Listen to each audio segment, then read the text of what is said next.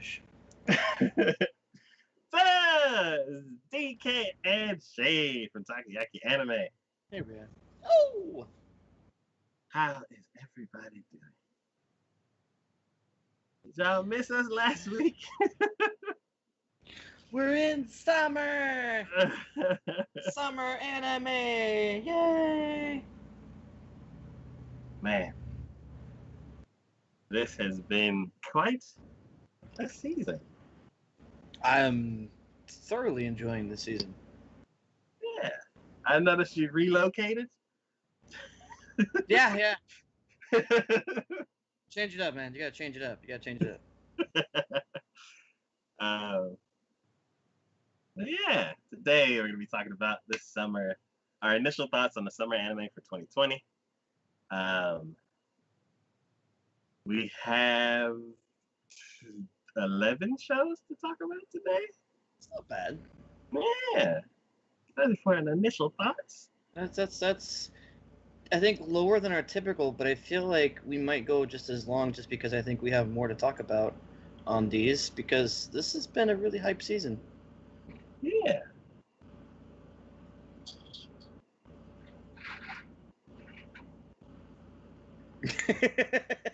What in the world? You having problems?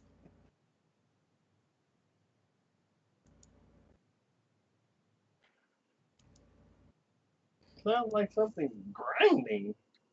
Mm-hmm.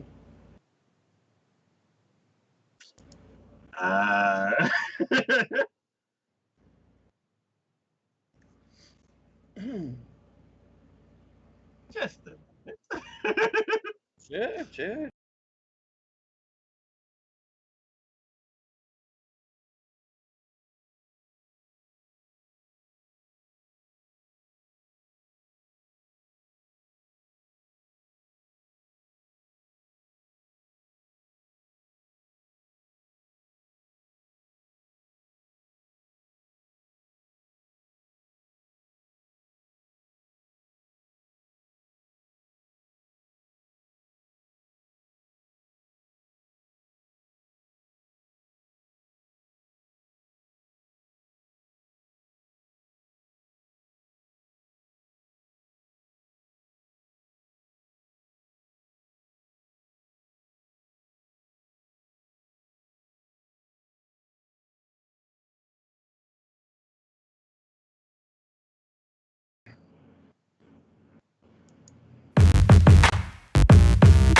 Going back? All right. And I'm back. I have no idea what that was, but we'll just ignore it. Sounds like a solid plan. Yeah, so we have 11 shows that we're going to be talking about today, and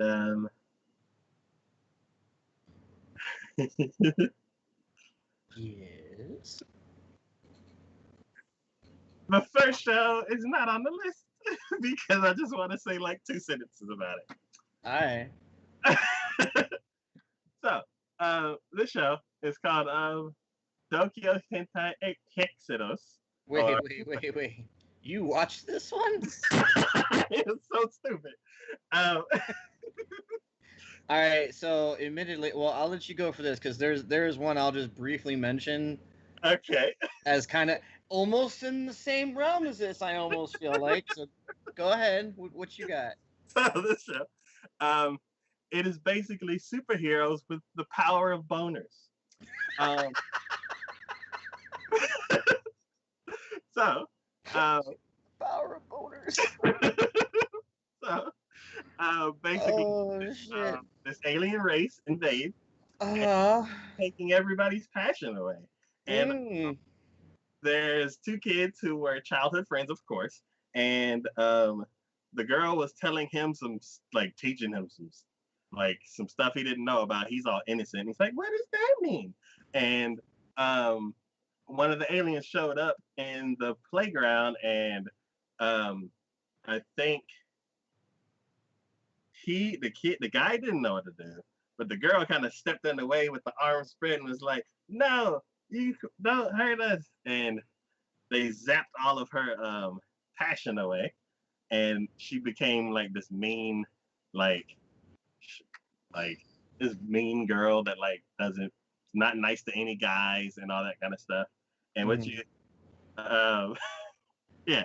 So later on, what you end up finding out is that there is this superhero force controlled by I don't know who. I don't really know if I'm gonna find out, but controlled by this uh, organization that gives them superpowers based on how much passion they have. And like 10 years later, where people are just used to being having all their passion zapped away from them, and Are the we attack. sure this is an anime per Yeah, se? yeah, Okay. and it's one of those animes where it's like they don't like they what is it? It's it's not graphic. Uh-huh. They just talk about it a lot. And so just like the regular superhero pattern goes, you hear Uh-huh. about this stuff, you hear about the character's past, and of course by the end of the episode, they're gonna get attacked by the monster. So Uh-huh. of course they get attacked. And uh the guy oh yeah, so earlier in the episode, the guy he fights off one of the monsters but doesn't kill it. So it goes like limping away, and goes starts zapping all the passion from all these other people around town. And at the end of the episode, he comes back for revenge, but he's way bigger. And because he's been just going around zapping passion unchecked. So he comes back for revenge. The guy who had the who fought him earlier is like, ha! Nothing, because the thing is so much more strong. And now the girl's there. Um, it knocks him out of the way and tries to suck all the passion out of her. And it can't because she has this bottomless pit of passion for some strange reason. And the monster's like, oh my God, how horny can one person be? It's just like explodes. And I'm like, all right, I'm done. uh, yeah, Jesus. that's Super Hexados. Superheroes with Um, the power of bonus. wow.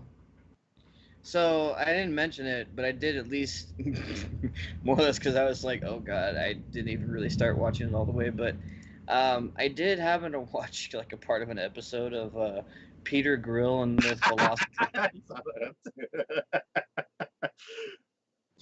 Oh my god, if that's not like softcore hentai at that point, I don't know what is. Jesus. Funniest part in Peter Grill was when he finally won, and he's like, "Now I can have my maiden," and she's like super duper ultra 4-year-old innocent, and Yeah. she's like, "Yeah, and then we'll have a baby because the stork will come and drop Yeah. it in the cabbage." Yeah. Yeah. And he's like, "Oh no, I didn't know you were serious." Yeah. And then those ogres, and I'm just like, oh god, just yeah. Anyways, I don't even know if I want to even describe some of that stuff because that was just way over the top in so many ways. Like, they're not shy about that in any sort of way. Oh, He's just like, "What do you want?" And they're just like, "Your dick." I mean, essentially, that's what they tell him. We don't care about you. We just want your dick. Uh, so so yeah. those are mentions, not but those are two mentions of shows that are airing this season. I wasn't even going to mention it, but since you had to mention that other one, I felt obligated to go ahead and mention that one because, yeah. But yeah. So starting the show over. The first show we're gonna be talking about today is oh wait, no. No.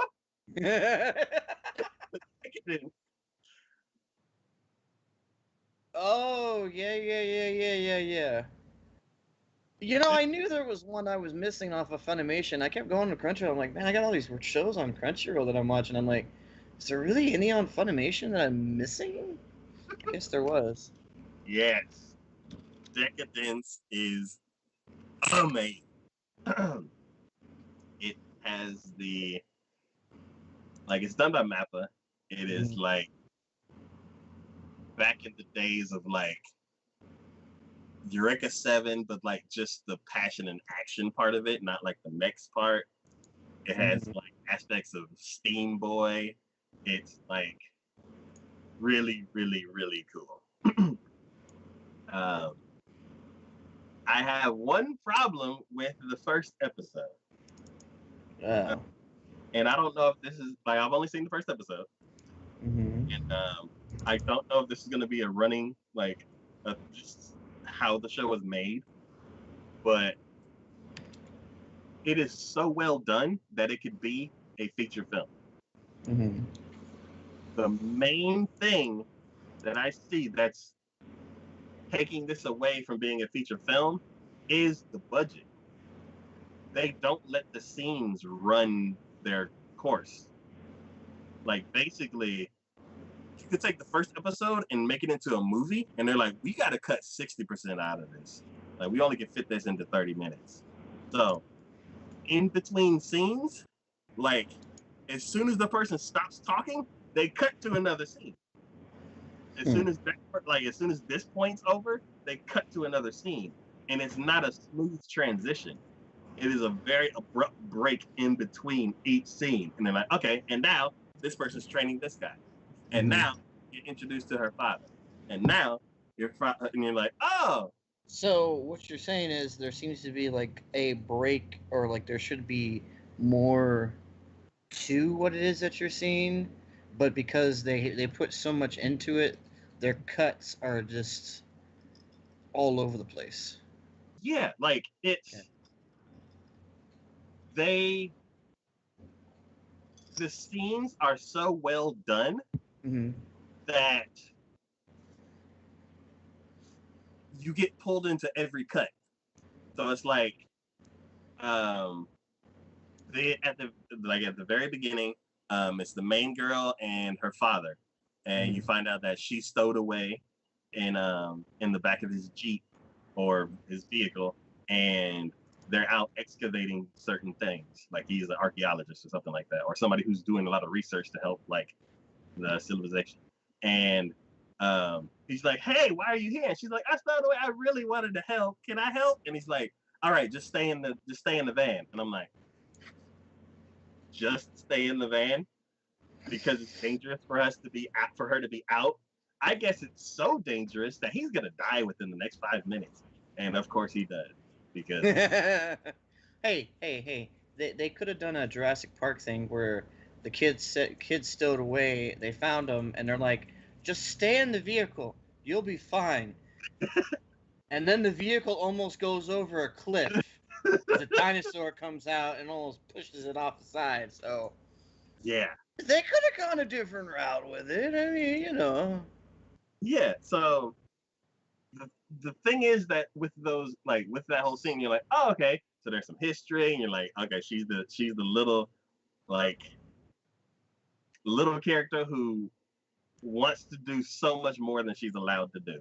And it's like, yes, it's super dangerous, and she knows that, but she's hard-headed, and it's gonna get her in trouble one day. No, wait a minute, it's gonna get her in trouble within the next 2 minutes. Cool. So they waste no time. No, they actually gained some time by cutting these scenes like so abruptly, and like the girl, she loses her arm within the first 2 minutes of the show because of the attack that happens, and like she gets airlifted back to the city. She loses her arm. She loses her dad. What else does she lose?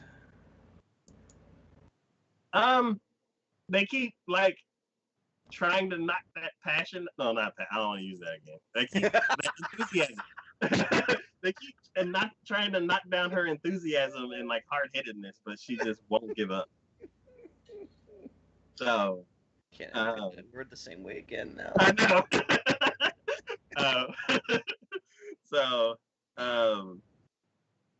yeah, it's basically going to be a story of her and the like elder, mysterious,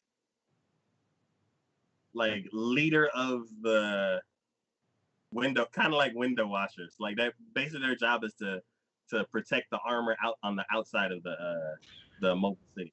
And so there's like monster guts from monsters flying trying to like crash into the thing. And they're just out there just scrubbing that down and replacing panels and stuff like that.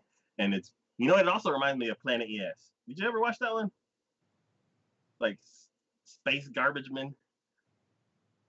It's like a really, really That old show. that was okay. You know what? I did watch that one. Yeah. I did watch that one. That one, because that one was sad. If Yeah. I remember correctly. Yeah. Like it's very emotional. A lot of like they take it's 26 episodes. So they build up each and every character, and like it's if you're here for a fun time and like want to see crazy action and stuff like that, Planet ES is not a show for you. Like No. it's very serious. It's like there's like political drama later on in the series. There's like espionage. There's all kinds of crazy stuff in the show, and it's very, very good. But the whole aspect of you have a newbie rookie trying to change society and like constantly getting knocked down to the point where she just becomes very good at her job and then tries to make a change. Like this is the path that this girl in Decadence is trying to take. Is like trying to make. So I feel like she has her supervisor that she's working for. She's either like she's gonna get into a lot of trouble and he's gonna have to save her. And in the process, you're gonna find out a lot about him. I feel like he used to be a fighter, and something happened. He lost someone, or got in trouble, or something big happened, and they just kind of banished him away to just clean the outside of the thing. And he's like, he's okay, like okay with it because he didn't want to be back in the front lines anymore. And because of this hard-headed little girl, like all this crazy stuff happens, and they get thrust right into the fight in the first episode, and that's where you start learning more about him. You're like, oh my god, girl, you're gonna get everybody killed, and you see her grow a little bit in the first episode, which is part of the reason why I feel like this should be like it could be its own little side movie. Like, it's really, really good, really, really well done, and I can't wait to see like where it's gonna go because all of the monsters, like this world is weird. Like the mobile city's like a cannon, and like there's like giant like remember that no Darling in the Franks where there's like Why every season do we inevitably go back to Darling in the Franks? Why every season? I'm gonna keep a tally of that now, just so I can be like, yep, and another one.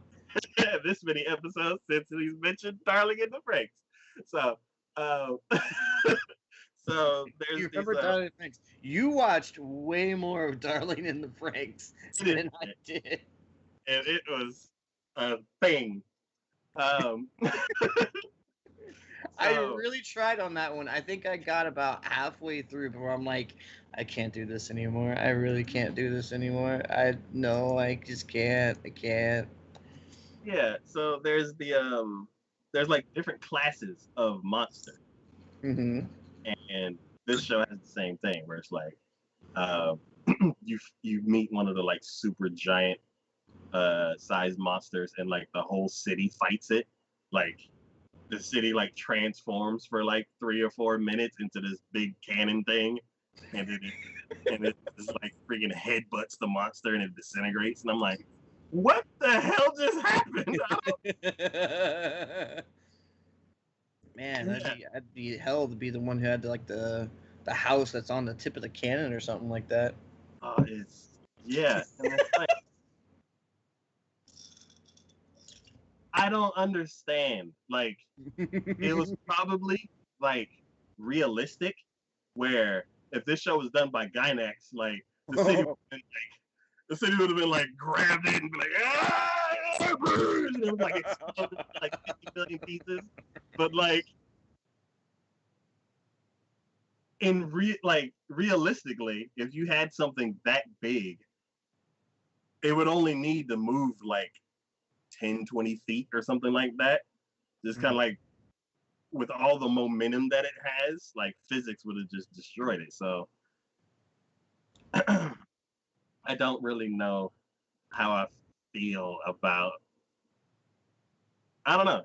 It wasn't what I expected, but then it makes sense if you think about it with physics and all that kind of stuff. So I'm like kind of all over the place. It's like I was expecting like a epic headbutt, and then it didn't, and I'm like, oh, okay, more realistic. And then it's all the scenes are done so well where you're listening to what he says, and then all of a sudden you're in the kitchen, and you're like, wait, was he finished talking? Okay, I guess we're in the kitchen now. And you're like, oh, is this gonna cause trouble later? Oh, where are we going? Okay, now we're outside scrubbing bugs off the thing. Okay, cool. Ugh, that's nasty. And okay, she's actually starting to get good. Okay, now we're on the top floor. Okay, who's this person? And he starts telling a story, and you're like, oh, some history. Okay, now we're back down with the little bug thing. Okay.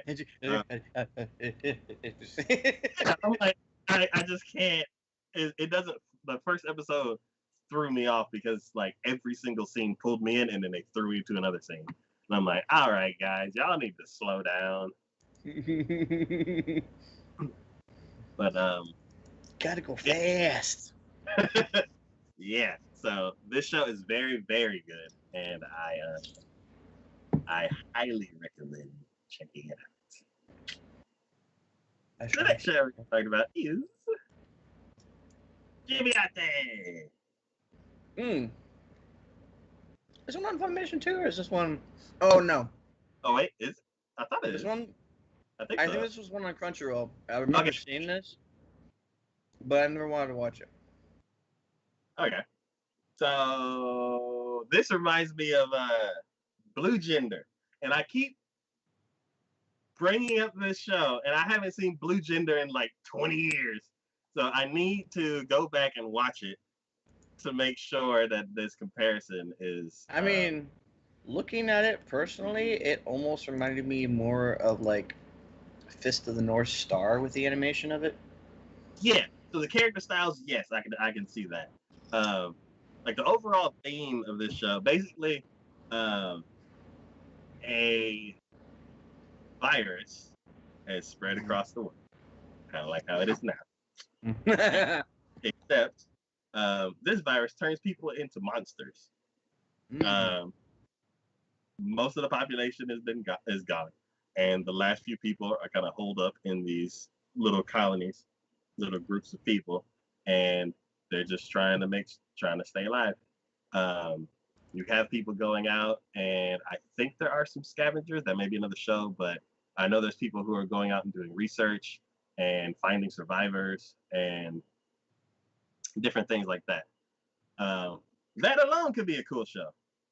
The main two guys in this show, they are characters from the past, like the whole Nobunaga thing, where they like pull his historic characters and bring them to the future. Basically, you have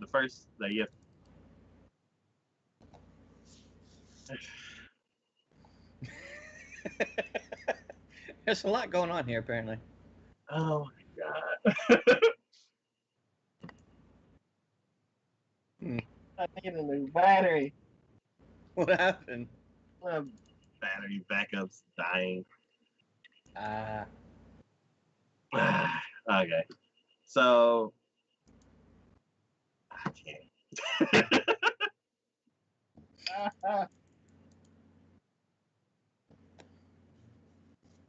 You know what?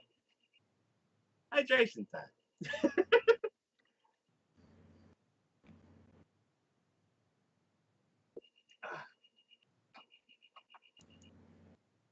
All right. Anyway, let's do it live. So basically, yeah, these two guys come from the past, and they're brought to the future. I can't remember if they were both on a boat being like taken somewhere to like I guess a prison island or something like that.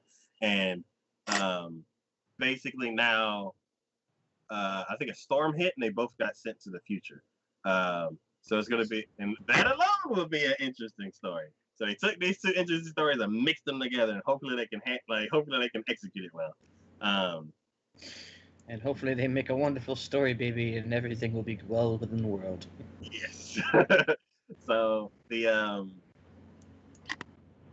yeah, basically once somebody's infected, there's a certain amount of time that they have before they change into a monster, and that's one of those things where there's like an incubation period, and that's where the huge like security things lie, where it's like, how can you tell that somebody's been infected?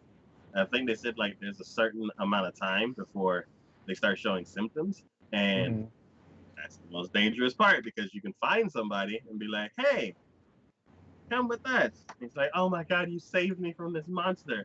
Meanwhile, like an hour before they found them, the monster bit them, and like they don't know. So I don't know if they have like a holding cell where they like put people and they're like, you have to stay here for 36 hours, and if you don't turn into a monster, then you can come inside. Like, I don't know if they have something like that. It's only the first episode that I've seen, and yeah, it's normally characters from like the Edo period and stuff like that, and like in the setting and just the storylines that happen during that period usually don't catch my attention. But because they're bringing Edo characters into modern day, and it's a story similar to ones that I've seen in the past, I am interested in watching it. I probably won't finish this show, but Too many other shows on your radar right now?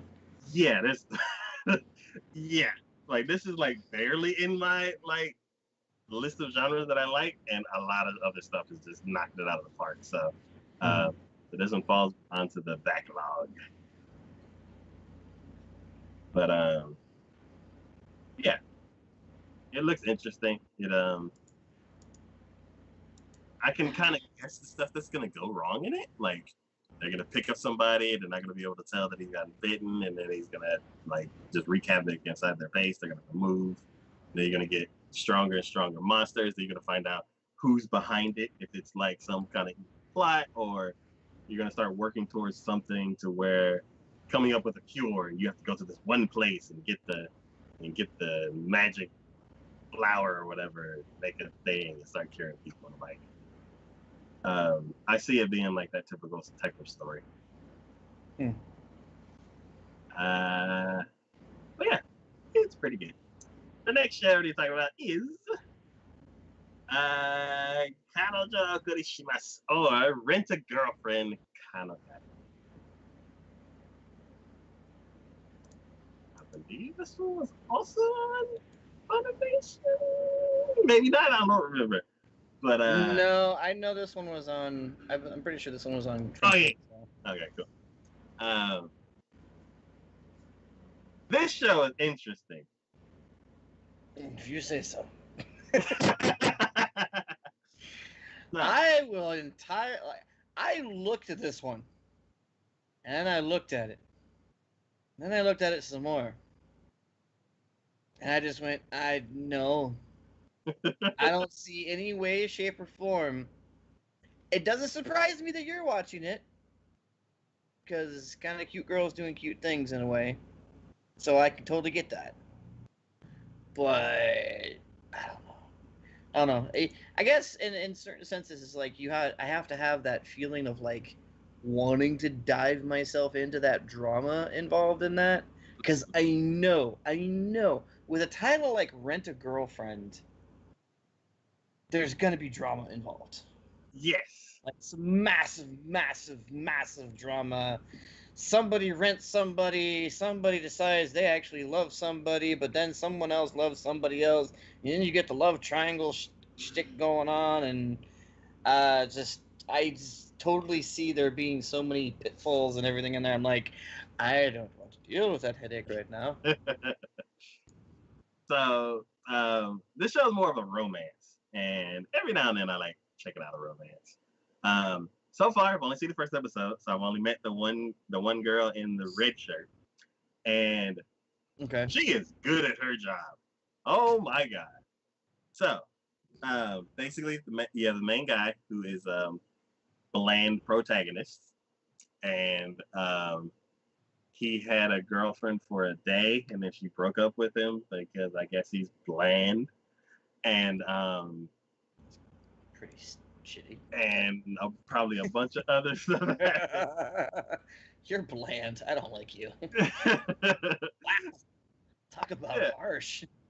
Yeah, so probably a few other things happen with him, and just being jealous of seeing other couples and stuff like that. He's kind of built up this resentment, and um, something happens, and he like reluctantly applies for like signs up for this rent a girlfriend app, and um, he ends up going on the first date, and um, he's super cynical. Like, she's just doing this because of this, or that shit ought to go blah, blah, blah, blah. And like, she is so good at her job that I'm like, wow, what a professional. Like, she's doing all of the like pull on heartstrings things. She's like, does her research. So like, he'll like mention a few different things, and like one thing that he ended up going on like 2 dates with her, because the first one he was like, oh my god, and then the second one he's like, oh, well, after the first date he looks at the reviews that they have on the thing, and like he starts noticing like all these points of the date that everybody's like, oh wow, she did this, and oh wow, she did this, and he's like, oh, she does that for everybody. Oh, I'm gonna give her a piece of my mind. So so he gets all pissed off and like I guess signs up for another date, and then he's like, "Oh, I'm gonna give her a piece of my mind." And during the first date, they go to an aquarium, and she's like, "Oh," it's like she had never been to an aquarium, so she's like, just, like legitimately amazed at some of the different things, and like he started telling her like what types of fish they are because he's interested in fish. So she's like, "Oh," and starts complimenting him on like his knowledge of fish. What she ended up doing is she went home and started researching fish. So if she goes on a date again with another guy, then she can be the one who knows a lot about fish to kind of impress the person, which I'm like, all right, professional. So when they go, they kind of do like some of the same things. They go to the aquarium again, and when they pass by that same fish that he told her about, she starts rattling off different facts that he didn't know, and he started to like he got offended. So because he's like, I was supposed to have the upper hand, and I was supposed to tell you off, and now you're like being better than me. So then he starts getting pouty, and he's like starts mumbling stuff, and then like she pulls him off to the side. Oh no, he starts making a scene in the aquarium, and then she drags him outside, and it's like, what is your problem? You're the one who signed up for this. You read the contract. You did all of this. Why in the world are you taking this out on me? And he's like trying to like I don't know. They just start arguing, and then he ends up getting a phone call, and his grandmother collapsed. So he's like, "Oh no!" So he's like, "I gotta go." And because the date's like halfway over, she's like, "Hey, you pay you." Like he didn't tell her exactly what was happening, but she's like, "No, why are you running off? We're still like you still have like 2 hours or whatever it was." So she follows him to the hospital, and the grandma's fine. It's like she just like fell. So it's like one of those things where like it may be leading to something, but at this current moment, everything's fine. And so they're kind of just stuck there. And she's like, "No, you can still go." And then everybody's like looking at the girl, and they're like, "Who's she?" and then like he's like, "Oh, that's my girlfriend." And they're like, "Oh my god, my grandson has brought home a woman finally!" And everything starts going. getting way out of hand. And she's like, looking at him like, hey, this like this isn't like this is going wrong. And so then the grandmother's like, hey, starts yelling down the hall to like her like hospital mates that she sees all the time. And she's like, hey, I need to go. I'm gonna go get my friends. You stay right there. And she like goes and starts with the people. And then the girl realizes that her grandmother is at the hospital too. And she's like, I need to leave before things get really out of hand. So they try to leave, but the grandmothers are like, we gonna find you. So um, they, she got her friend, went back into the room, and they were gone. Um, they didn't get a chance to get out of the hospital because everybody's searching for them. So they ended up like ducking into one of the rooms and like hiding under the covers. And of course, it goes anime weirdness, and they're like, yeah, they're like huddled up trying to like not make any noise so then everybody can stop looking for them. And of course, the grandmother's like, I thought so and so checked out of this room. So then she goes in there and sees them, and and she's like, "Are you okay?" And like she tries to act like a grandma's voice. She's like, "Oh dear, I'm fine." Blah blah blah blah blah. And yeah, so everybody finds out. So then what ends up happening is they go along with the story. She's like, "Yeah, we're dating, blah blah blah," and they go through the whole thing. And then when they leave, she's like, "We need to figure out how to let them both down." And he's like, she's like, "Cause I don't want to lie to my grandmother, blah blah blah." And then she starts kind of opening up to him. She's like, "Things like this always happen where a lot of my clients want me to meet their families, and I make sure that it doesn't happen because like I make sure to turn them down because things like this will happen." And so he kind of like, yeah, he's like, yeah, I understand. I'll just go ahead and tell them that we broke up and stuff like that. So then tell them it's their fault too, just so they can stop bugging the crap out of you. She left me because she felt estranged by all the people accosting her about being my girlfriend. yeah, so they're like, okay, yeah, I'll go ahead and break it off. And then the next day, he's like walking through college and blah blah blah. And I don't remember if he like bumps into somebody or she, they notice each other, but somebody they drop all of their books and stuff, and then it pans up, and they go to the same college. Oh God. Oh, see, the coincidences and stuff like that just make me just God stop. So I'm loving this show because of the coincidences. Yeah, this is just as creative as Domestic Girlfriend, where the guy, David, the guy was in love with one of the teachers who ends up being the sister of the girl that he slept with, and he didn't know any of it until his father married both of their moms. So much drama. So much drama. So, yeah. Hopefully, it's not like Domestic Girlfriend where I watched the first episode. I'm like, oh my God, I gotta watch this. And I don't. But, yeah, this show is it's starting out very good. And yeah, I can't wait to see what happens next. I will pass. Hard pass on that one. Yeah, the next show I'm ready to talk about is Lapis Relights. Good Lord, you had so many that I did not. I didn't even realize this. I thought for sure we'd have a lot of doubles or something. 3 doubles. So, this is an idol school. Man, I watched this like 3 weeks ago. What? Oh God, what else happened in this one?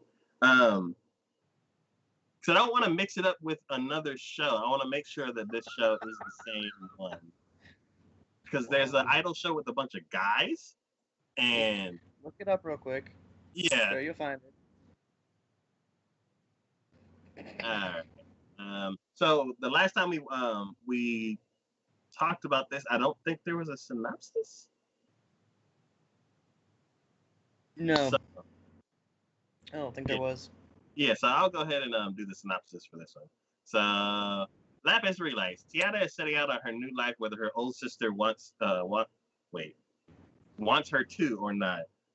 Taking a coach from Bristol, she comes to Flora Girls Academy with dreams not only of joining her old friend Rosetta, but also entering the prestigious witch school. Oh, this is not that one. Okay. Much to her surprise, she is admitted almost instantly by a not at all suspicious headmistress, Chloe, whose one directive is that Tiara joins Rosetta's group.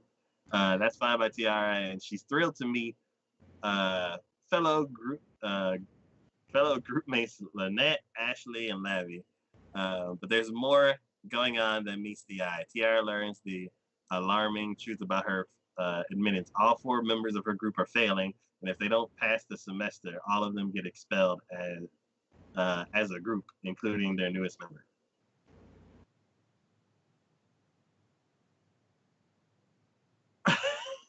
I remember that they're gonna get expelled, but I don't remember what else happens in this show. I thought this was the music one, but it's not. Um, Crap. uh, yeah, I yeah, this is not the show I thought it was. Um, a witch school. The way you said that. Oh, witch school? Man, that would be a cool concept. Like, wait, you watched the first episode of I this, didn't did. you? I watched like 12 shows in a row of all different like all different genres and everything. See, And I'm like, oh, that's why I can't do what you do there, Big D. I can't just be like, I'm gonna watch one episode because then by the time we do this, I'm looking at it going, all right, now what the hell happened on that thing? And I just hear it from my fiance every day. You said that was good. I know. I don't know what the hell happened. yeah, and I think it's on Funimation too, so I can't. Ah, oh well. Um,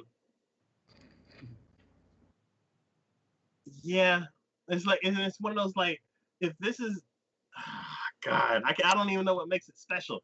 I don't know. It's like it does all of the cliche things, but I don't know what makes it special. Why I liked it.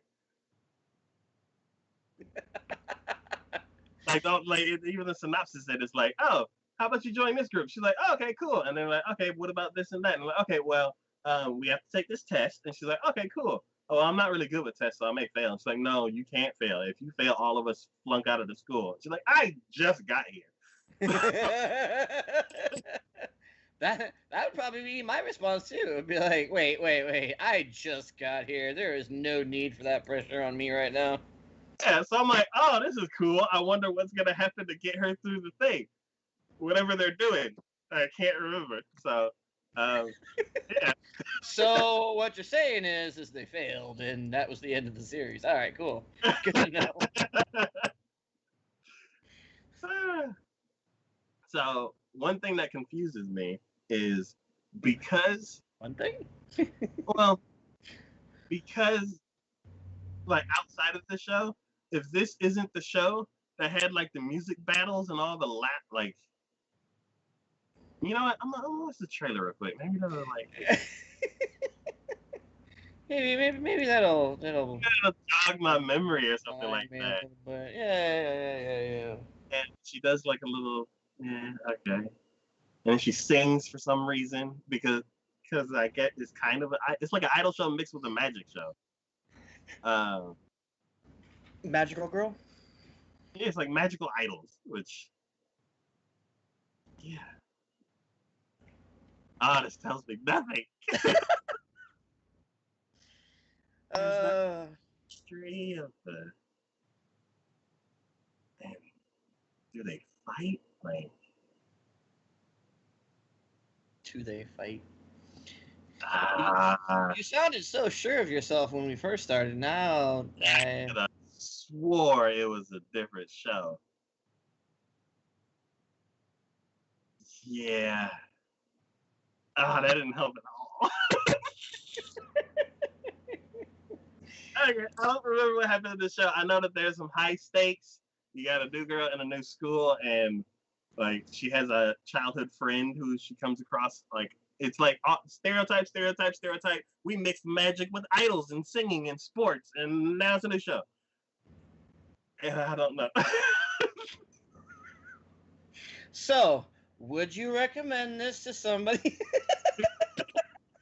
If you like if you like magical girls, if you like idol shows, if you like the whole stereotypical new girl goes to a new school and she kind of has some and mysterious power that she may not know about and and high then it stakes has to take a test in order for her and now her newfound friends not to fail. yeah. And it's like you don't have to worry about the test like at the end of the series where it's like our club is going to close down. We got to make sure we get to the championships at the end of the series so that we can continue the club. They're like, no, you have a test next week and you need to pass it. So yeah. Um, what is the show then? Like, there's another show with a bunch of singing and it was Good. loud.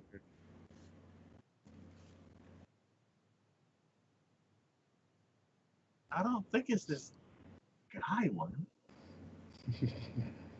Evolve Love? No, because this is like it's like a K drama almost. Yeah, this was definitely not. What was that show? Did I watch something from last? It was this season?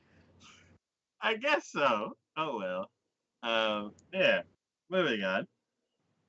The next show we're gonna be talking about is Mao Gakui no Fute Gosha, or the Misfit of Demon King Academy. Yes. Yay! We've gotten to one of mine. Woo! I didn't think the day would come.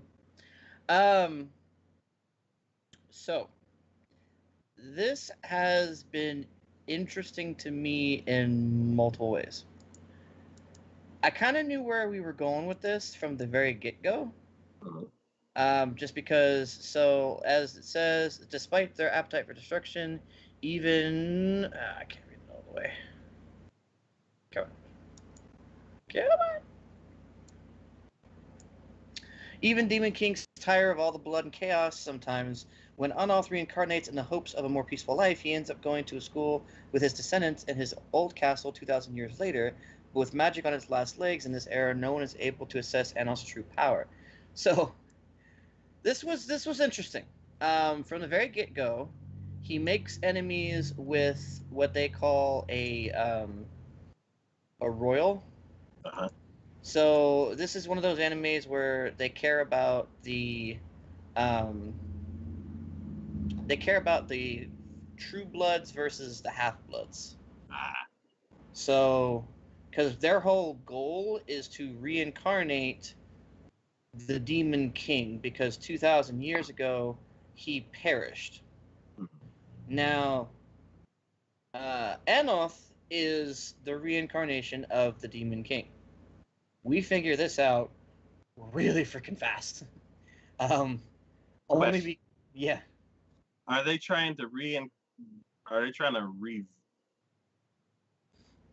So it was told that he was going to be reborn 2,000 years after his death. And they're still trying to do it, even though he already did it. That's as much as they know. But here's the problem. Here's the problem. The name of the demon lord, from the time that he died till now, somewhere along the line, somebody changed it. So he's calling himself Anoth Voldigold or something like that. The person that they believe is the reincarnation of the Demon King is a completely different name. So he's trying to come across the essentially figure out the puzzle of from the time that he perished till the time that he has been reincarnated, what has happened to his kingdom, why it is the way it is. But he's not like he's okay. So one, he's not being shy about the fact that he's anyone comes across him, he will let you know he is the reincarnation of the demon king. Like he's not shy about saying that. He knows it. He says it. It's all good.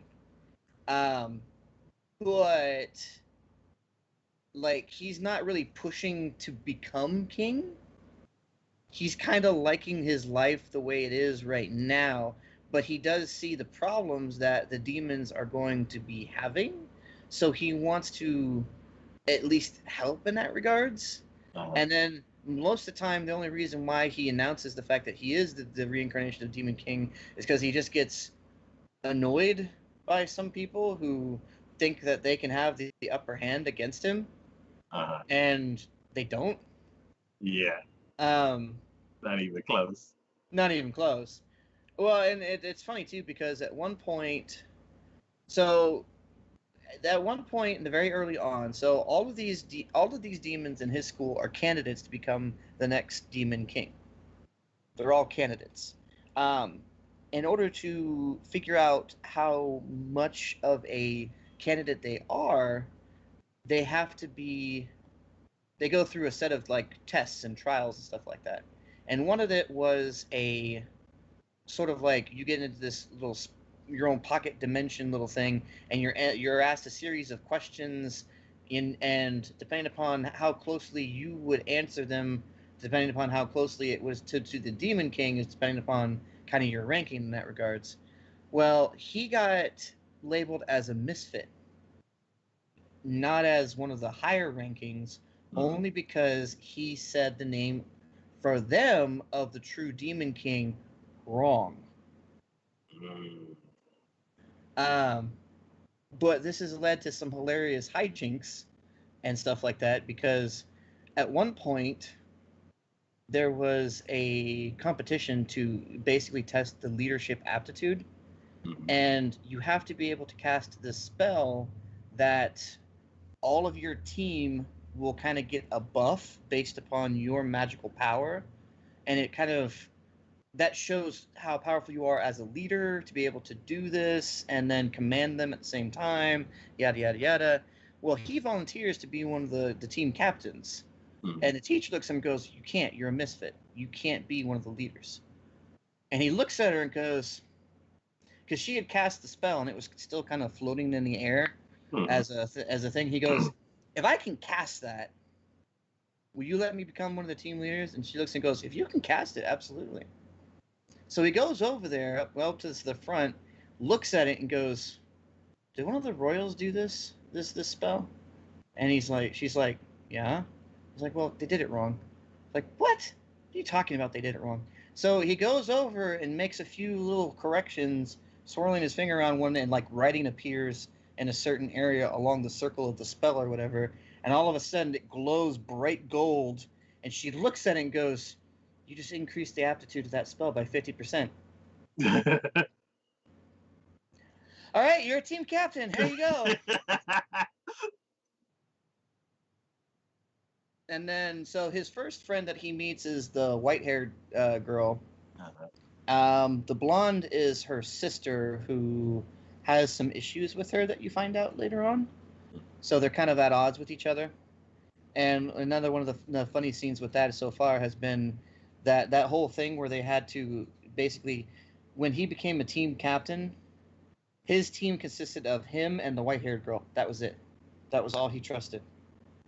That was all he trusted. Yeah. He met her like as soon as he walked into the school. Into school, yep. Mm-hmm. Yeah. But it was funny because the blonde chick came up to him and started like being the pompous, "Oh, I'm better than you because I'm a higher ranking, da da da da." And he's like, can't laugh, right? He's like, "All right, let's do this. Let's have a thing on this." So she's like, "If I win, you become one of my subordinates." And she goes, "Well, if I win, you get to do everything I tell you to." He's like, "All right, I don't care, sure." So, The battle starts. He tells her the other person, the white haired chick, to go ahead and make, because like you have the battle of castles essentially. You have your home base, and has the ability to basically conjure like a castle as their home base. Uh-huh. She does, and she looks at him and goes, "Where are you going?" And he's like, "I'm gonna go over and say hi." So he teleports essentially right in front of them and is walking towards them. They're in their command post talking, and when he teleports, they pick him up immediately and they're like watching him just calmly, like he's not running. He's literally calmly walking up to them, to the castle. And all of a sudden they say something to him and he looks up at the screen, deadpan looks at the screen and answers their question. And he's like, "Is he hacking us?" He's like, "Well, your security system's atrocious. You're almost like inviting me in at this point. I mean, I heard you, so I answered your question." And then he's like, then he goes up to the castle, and they're like, "Well, he can't get in. This thing's just by himself. The fortress is, this much magic protecting. He can't do anything about it." He literally grabs the castle and picks the whole goddamn thing up. Okay. And then starts spinning it.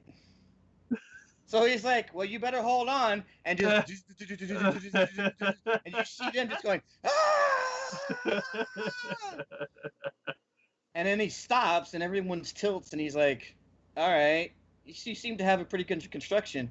He's like, "You better hold on to it," and he throws it like a freaking catapult, and like it just starts deteriorating as it's like slamming into the ground repeatedly as like a skipping stone. Is it shit like that? So I mean, and then that isn't even like it set the tone pretty early on, because that was like later on. The very first thing he does when he meets that white haired chick, he walks by one of the royals or one of the higher ranks, and he completely ignores him. Yeah. Like doesn't say a damn thing to him, and he gets pissed off, and the guy turns around and goes, "I'm sorry, yeah, your power was so weak I didn't even notice you." Yeah. And that of course pissed him off even more. So he brings out this like giant ball of flame, and he's just like, "I will burn you to cinders," and literally he just goes, and the whole thing just goes out. And he's just like, "How did you?" And then he commands voice and like basically has him kneel in front of him and leaves him there and walks away. Well, later on, the very first thing he does is a trial by combat, or essentially, just to like was one of their tests or whatever. And of course, who's he pitted up against? That same guy. Yeah. And that guy comes out all macho and everything, like, "I'm gonna take you down. I'm gonna make you wish you were never." I got my magic armor this time. Yo, did you see that? Did you see Yes. that? Did you see what happened after that? Yes. Oh my god! Like, I will rather die than surrender to you. And he's like, "Okay," and just combusting all over the place. And then he like takes a drop of his blood, puts it down on the ground, and the guy resurrects. And he's like, "I can do this all day." And he's just looking at him going, and literally over and over and over again, to the horror of the entire audience. It's like, ah! And I think he even made the comment, and I thought that was even crueler, was the fact he was saying, like, there was a study done about the resurrection of somebody done multiple different times, if that was the actual, or if it was the actual original person, Yeah. or if it was just simply a copy of the original, and the original was lost forever. And like he's just calmly explaining this until and while he continually disintegrates him and resurrects him, and I'm just like, "Oh my god, what the hell?" So, yeah, I I'm curious to see if there's going to be something that's going to come up that will eventually be a challenge for him in some way, shape, or form. I'm curious to see that. But at the same time, At this point, I'm kind of buckled in and just enjoying the ride of seeing him do all of these just absolutely off the wall, amazing things, and everyone else just standing there in absolute shock and amazement. And he just turns around and looks at him and goes, "What?" You know? Last episode had him. I guess one of his lieutenants was like this amazing sword fighter when he was back in 2,000 years ago, and asked to be resurrected as a reward for doing something. So the current episode had him. They're all doing like sword play and whatnot, and he came across somebody, and it was obvious. You're like looking at it going, they're all demonic swords all over the ground, and nobody could pick one up because you have to like it sucks away like your magic as you pick it up and everything. And so everyone else is like struggling to do it, and he just kind of he walks over to the red or the blonde chick and goes, "Are you having issues?" And she's like, "Well, if you're so powerful, you try." And he's like, "All right," and literally wills a sword comes flying at him, and he just grabs it in midair, and he's like, "There's only been one other sword I can never hold, and that was the hero's sword. This is fine," you know. But then another person does the same thing, and I'm looking at it going, "You're the resurrected lieutenant that he had at one point, aren't you?" And then, sure enough, like a battle ensues between the two of them, and the fact that like everyone else battling has like kind of sword fights, kind of mostly what you would expect from a sword fight. Them, it's like DBZ sword fight kind of thing. You're just like land shattering, mountains are crumbling, shit's going on, forests are like clearing out in one swoop, and you're just like, and they're just getting there going, "This is fun." And they're like sitting there going, I've never had somebody who could stand up to me for this long. This is actually quite fun. He's like, I know, isn't it? This is good. I've had a great time. So I'm just like, all right, this is ridiculous, but it's so ridiculous. It's a welcome reprieve where it's like there doesn't seem to be any like there's no stakes. There's no stakes involved. Like he's gonna win. He's gotta win. He's always gonna win. It's just a matter of seeing how cool he does it when he does it. Yeah. And you're just like, all right, come on, just show me, put on a good show. Come on, let's. I want to see. It's like somebody yelling on the horn. They're like, "Oh, the demon is about to fight somebody else." You're like, "Oh shit, hold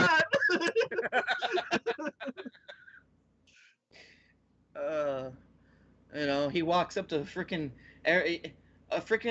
one of the from 2,000 years ago. I think they called them like ancients at this point or something like that. Demons comes walking into his classroom, and everyone's all hushed, modern tone, just like all respectful and everything. And he just looks and goes, "Hey, what's up?" It's him. It's gonna happen. Shit's gonna go down. So. Well, that sounds pretty fun. Yeah. I know I liked it because I saw the first episode. So. It's a good one. Like I said, it's not one you're gonna be like.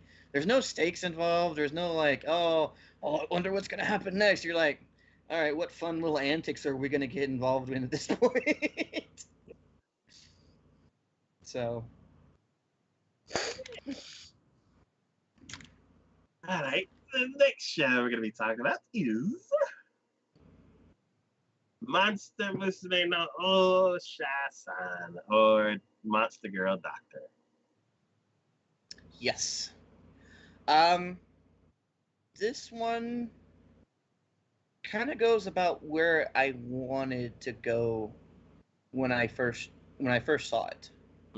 You know what I was saying? I was like, this could go one of two ways. Yeah. I'm hoping it goes one way in particular because I want to see, because it almost, a lot of these now are kind of reminding me of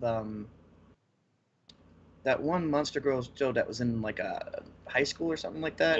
Interviews with Monster Girl. Yeah, Interview with Monster Girl. And I'm like, that was cool because it really gave you like an in-depth point of view about monsters and stuff like that. And this one, I feel, kind of does the same thing.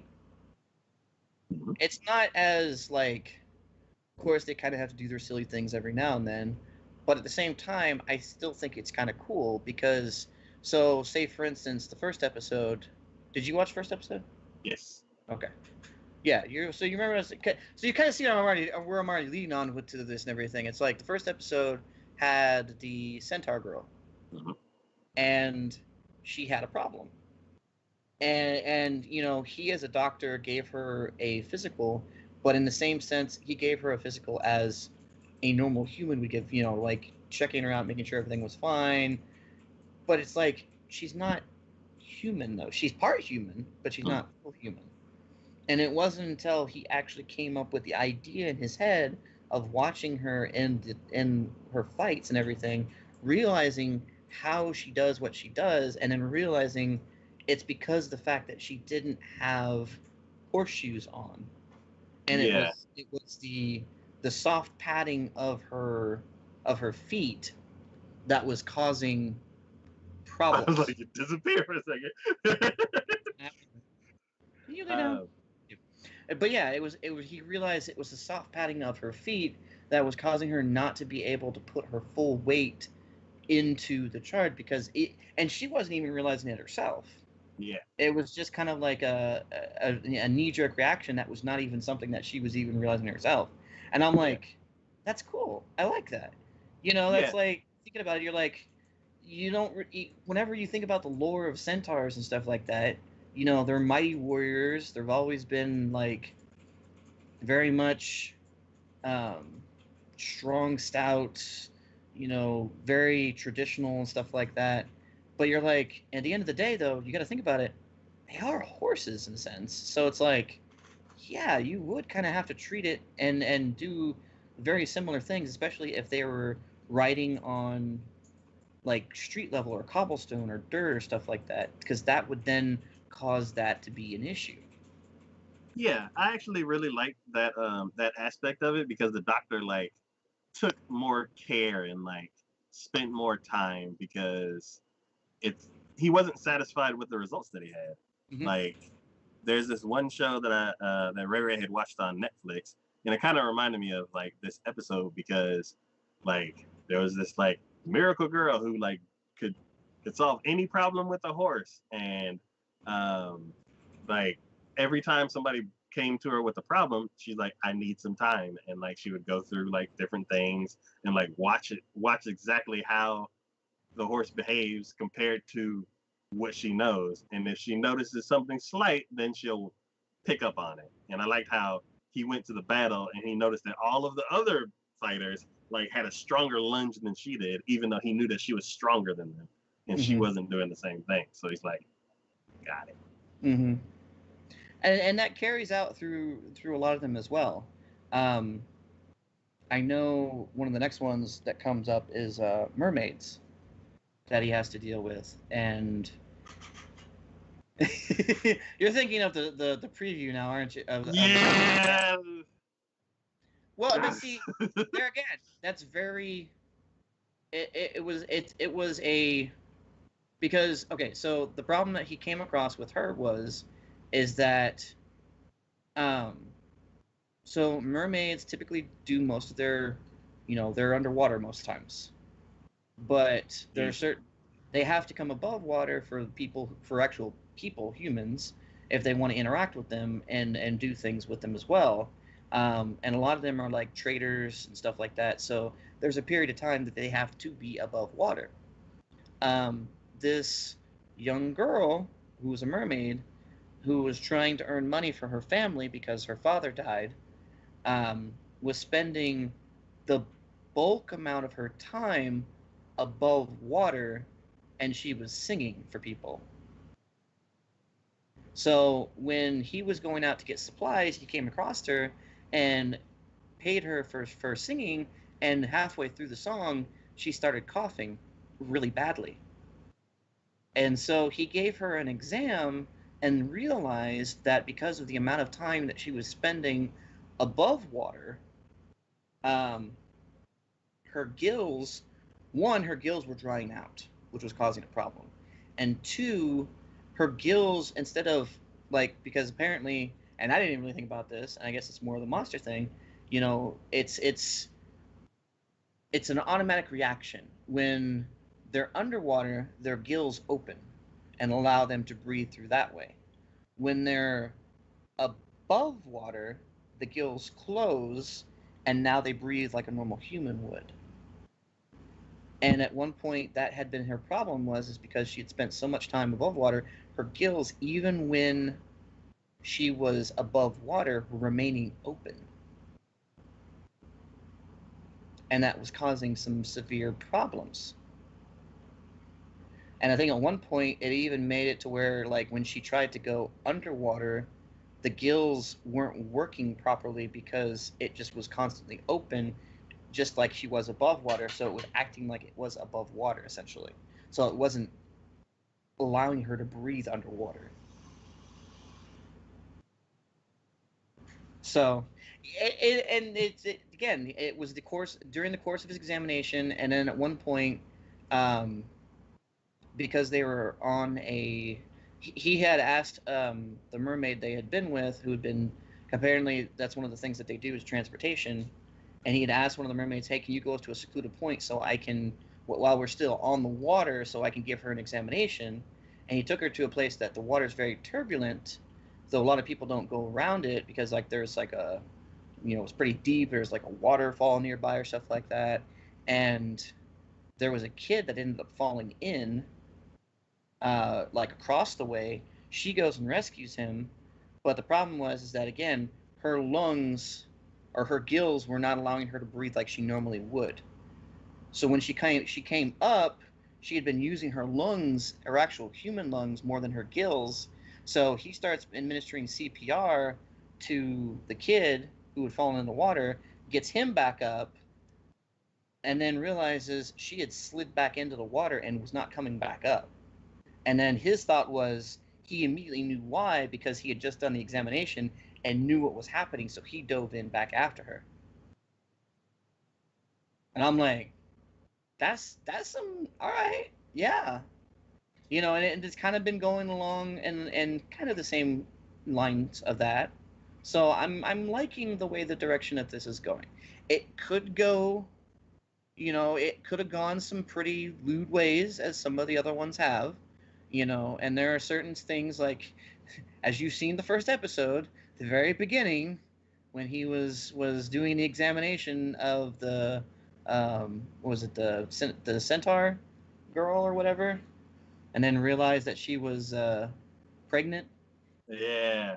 And the noises that she was making, you're just like, oh god. You're like, hey, dude, look at what you're doing. Yeah. Well, and see, I get the fact of how they did that, because he's the absent-minded professor. Yes. He gets so focused on trying to figure out what the problem is that he doesn't really realize half the time what he's doing is what it's causing to his patient. Hmm. And he's not going to hurt his patient, don't get me wrong, but there's going to be some uncomfortable situations, just because he's just like, he doesn't think of it as at that time of it being the bad way, because he's just like, I'm just trying to help. Yeah. But at the same time, everyone else around him's like, what are you doing? Can you stop that? No, that's wrong. He's like, what? I'm just helping. I'm just trying to listen to her heart. I just try to listen to her heart. Hold on. So, I don't know. I enjoy it. I like it. It's not 100% what I would have liked it to be, but it's definitely more along the lines of what I thought I would enjoy if it were more into that area, kind of thing. So this is definitely one of those I will be keeping up with. So it's because it's such, I don't know, it's such fun to me, I guess, in that regards, and learning more things, and being able to look at things. People get so wrapped up in the monster part of things, they don't always think about the fact that there are more simplistic and more earthly issues or troubles that could potentially cause issues that you don't always think about. And I like to be able to think about that and be like, oh yeah, that would be a potential issue. You know, you see mermaids talking with people, you know, in lures on ships and everything, and it's like, how often, how much time would they be able to be above water and not have problems? You know, it's like that's a pretty interesting question to think about. You know, so Yeah, it's I do like how the like shows in this specific genre are starting to like um they're starting to develop like the whole demi-human genre mhm. where now when you have a mermaid in a show, some of the aspects that this show has covered are going to influence any new mermaid shows or Mhm. any new centaur shows. I hope And so. I hope so. yeah, because it's Because like, that would think that would put another that would put a whole new spin on what we've seen so far, I think. yeah. And I think a lot of the shows that have started like covering that, they didn't get as in depth because the original show that kind of covered like started to kind of I guess put a spotlight on this was like the original Monster Musume, and you didn't really learn much from it. No. And then interviews with vampires came out, and then they're like, oh, this is actually a subject that we could actually dive into. And then Hmm. now this show is like getting even more in depth, and I do like how it's gonna like progress anime in a certain way. Yeah, I agree. And I honestly hope that something like this continues because it is a very interesting, you know, subgenre to be able to think about how think about monsters and those who are part monsters in a way that we normally wouldn't. Hmm. So, yeah, no, I hope this as a trend continues and that we see more media involved with this because I think this could very much shed a different light on certain things. Hmm. And honestly, I mean, I don't know if it will or not, but I honestly feel like later on down the road, it would be very cool to see, I don't know, to see dragons in a better light than most animes perceive them as. Yeah. You know, most media kind of perceives dragons as a very much a threat, you know, and they're always dangerous and whatever and stuff like that. But Hmm. I feel like there's more facets to them that they could explore, and I hope that this goes with everything. You know, let's explore the different facets of all these different creatures, of all these different you know beings that are out there, because I feel like they can offer so much more than what we as viewers are allowing them to. So Yeah. Yeah. That'd be kind of cool. All right. The next show we're going to be talking about is ReZero Season 2. yes, have you started watching this? I saw the first episode 3 hours ago. um, I am current on this, and it is, oh, man, it is a sight to behold.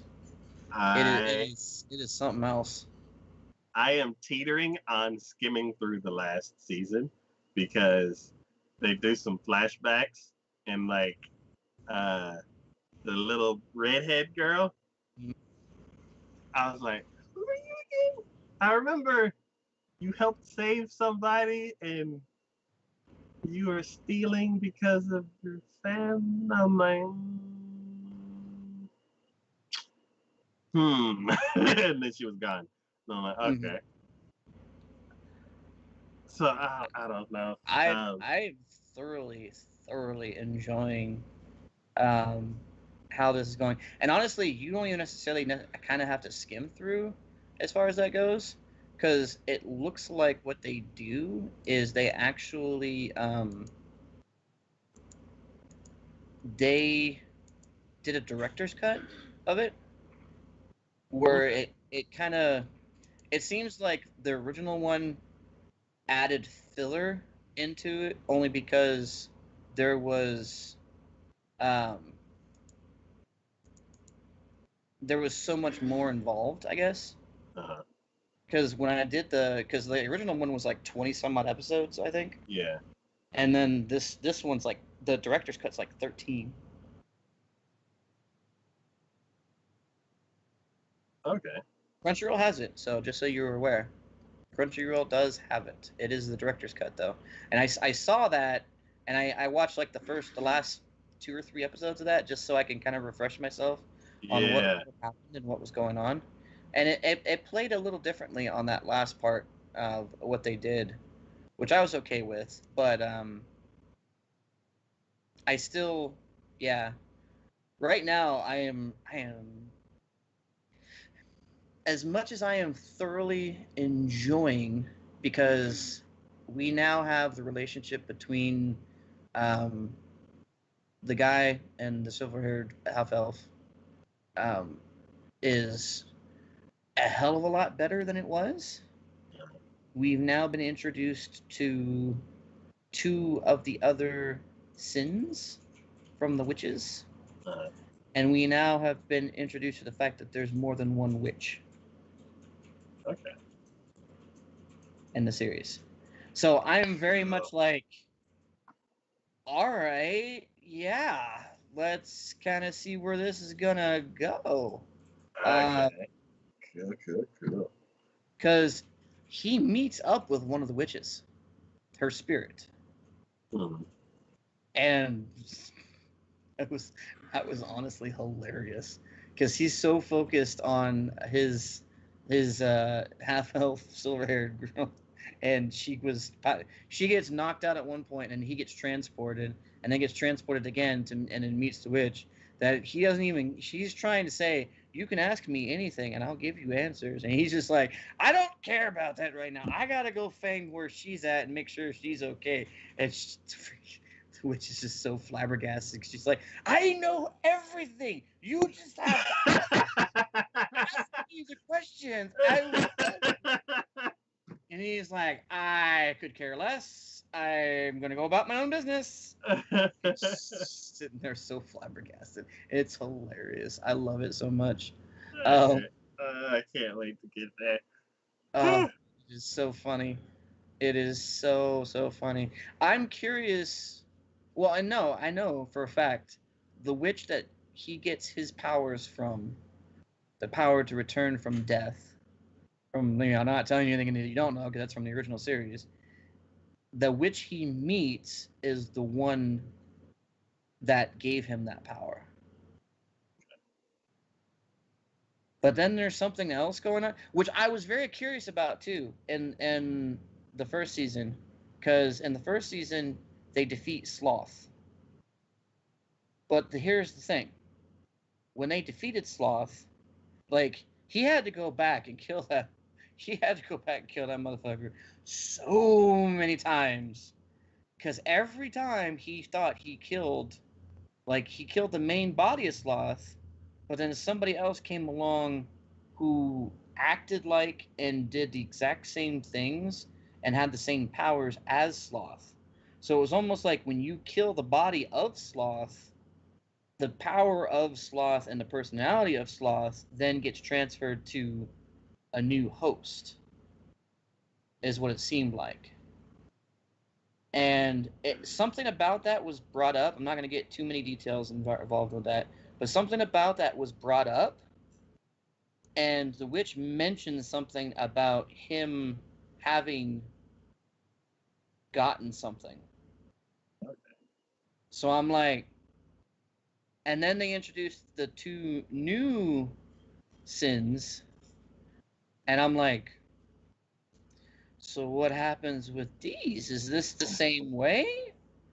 And I'm like, and if this is the same way, and he ends up inadvertently going around and killing all of them, are they all going to go to him? That would be freaky. That would be super freaky. I don't know. I don't know. There's a lot of questions and a lot of things I'm very curious about, and currently they're in a predicament where he has to help get her out of something. There's a trial that's going on where they took the other villagers, and they mentioned it in the first season, so I'm not spoiling anything in that regards, but they took the other villagers because when they evacuated the village that was next to their mansion when Sloth and his minions were attacking, they could only take half the villagers with them because of the wagon that they had taken. Uh-huh. So they had to take half the villagers on wagons, and the other half went to some place called the Sanctuary. Okay. That was supposedly nearby.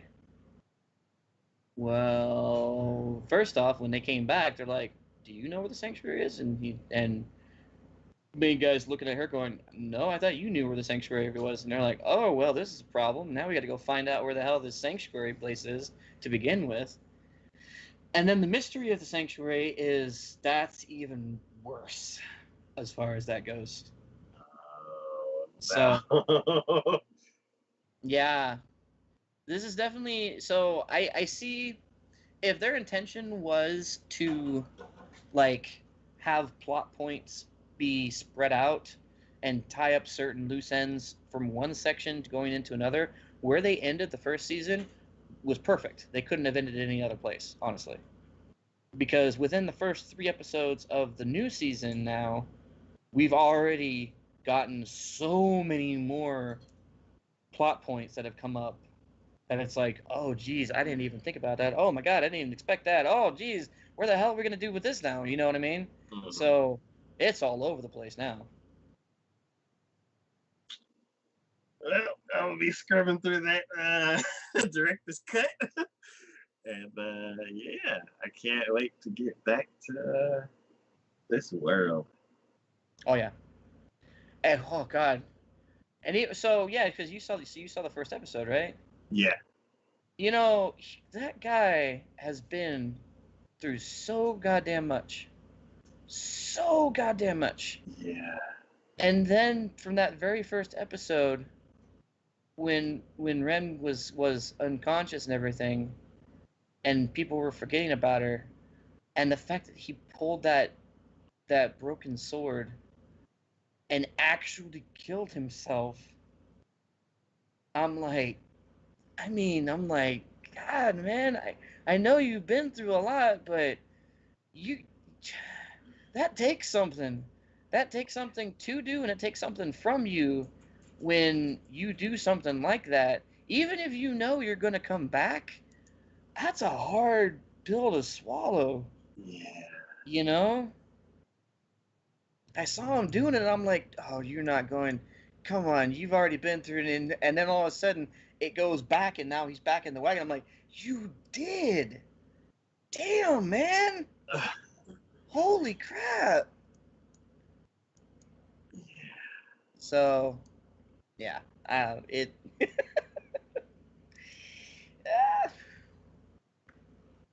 Yeah. Man, I feel so sorry for that guy. I really do. I'm in a spot where I've forgotten a lot of the details from the first episode, From the from first. the first season, and I'm now coming into a spot where they're in the wagons, and then all of a sudden the first wagon's just like bloosh. I'm like, uh, what could that be? Problem. And I was like, I'm watching a whole bunch of series. I'm watching Sword Art. I'm watching all this other stuff. I'm like, what? What's in this show that blows stuff up like that? And then another one, bloosh. And I'm like, y'all should stop going forward. And then another, bloosh. And then his one is left. And he's like, let's run him over. And I'm like, no, everybody's had that idea and it didn't work. Don't bloosh. And I'm like, oh my God. Yeah. So I'm like, Okay, I'm gonna be on for a ride now because this is yeah.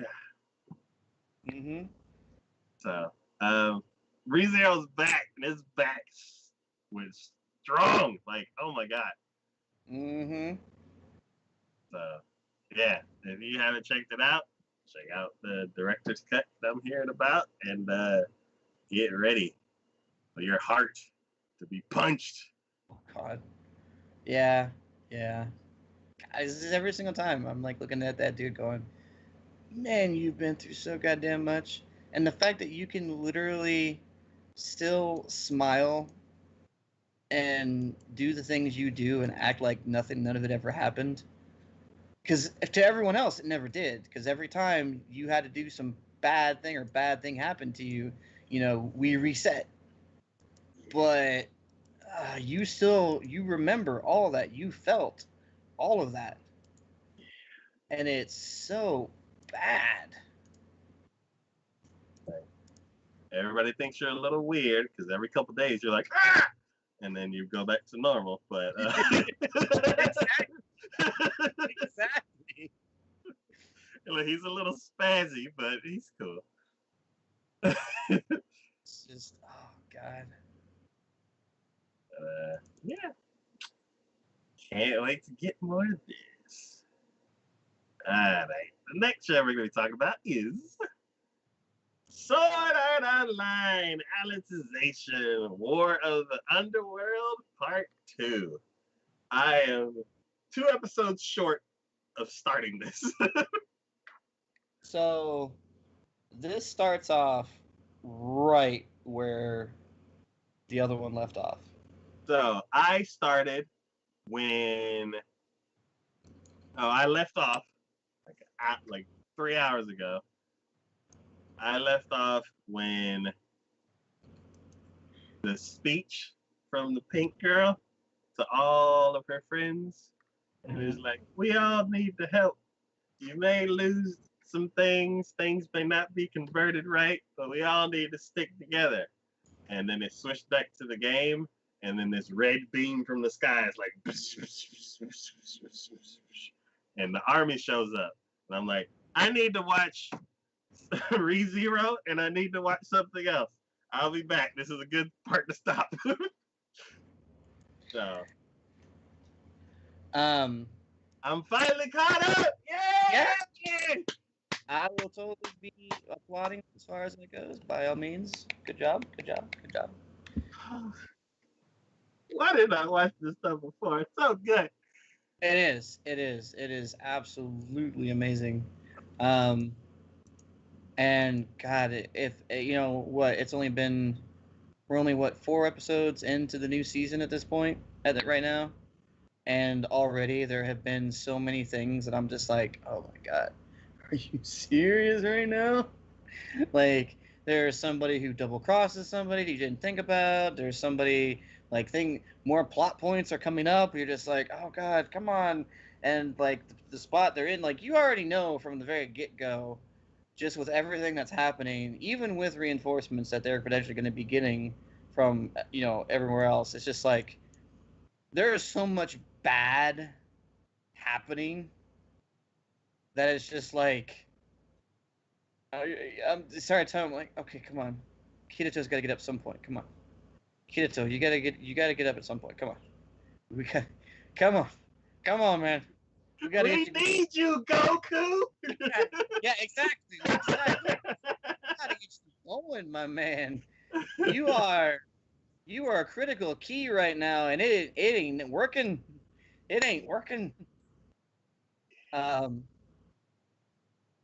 but yeah, I just oh, so many things that I just looking at it going, oh God, how much worse can we make? How they're like, how much bad can we pile on before we're like, all right, that seems sufficient. That seems like we've done enough. Please, we can have the Goku Kirito come down from the heavens and smite everyone now. All right, we're here. This is happening.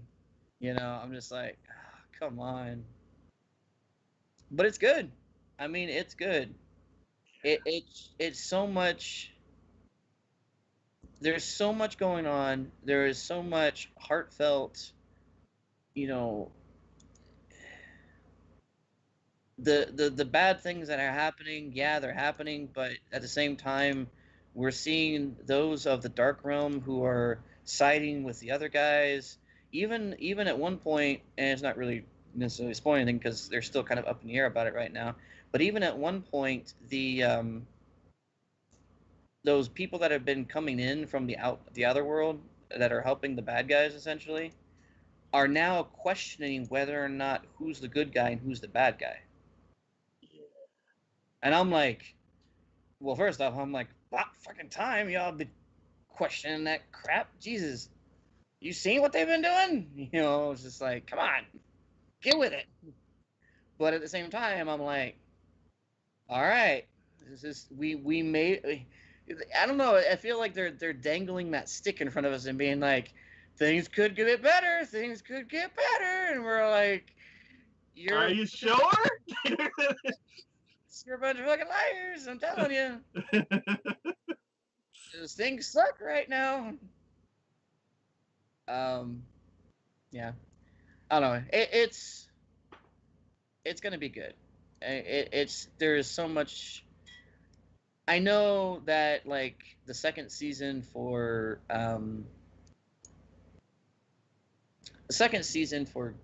Sword Art Online got a lot of crap for it and everything. You know, The people second can. half of the first season. I think just the second season in general, like the Gun Gale thing. I think that Oh, people okay. give that one a lot of crap. You know, it diverged from what the original one was, yada yada yada, Yeah, if you compare and the whole thing, the middle's kind of like the part that's different. yeah. But to me, seeing how Kirito has evolved and how he has advanced over the course of this whole thing is outstanding. Like because so I mean you kind of saw like even before he went into that got shot and everything and had to get taken into where he got taken to, like in the real world he was already becoming quite the know-it-all. He was quite the, you know, he could figure this crap out, and there were a lot of things that he could do, like technologically wise. Like Yeah, he was on the brink of like a lot of like high end like unbelievable, you know, AI yada yada yada yeah, and sort of thing. And I'm like, if you yeah. took from the very beginning and compared him to Kirito now, you can see where his evolution took place. Like there is a lot of evolution in his character that has happened over this whole time frame.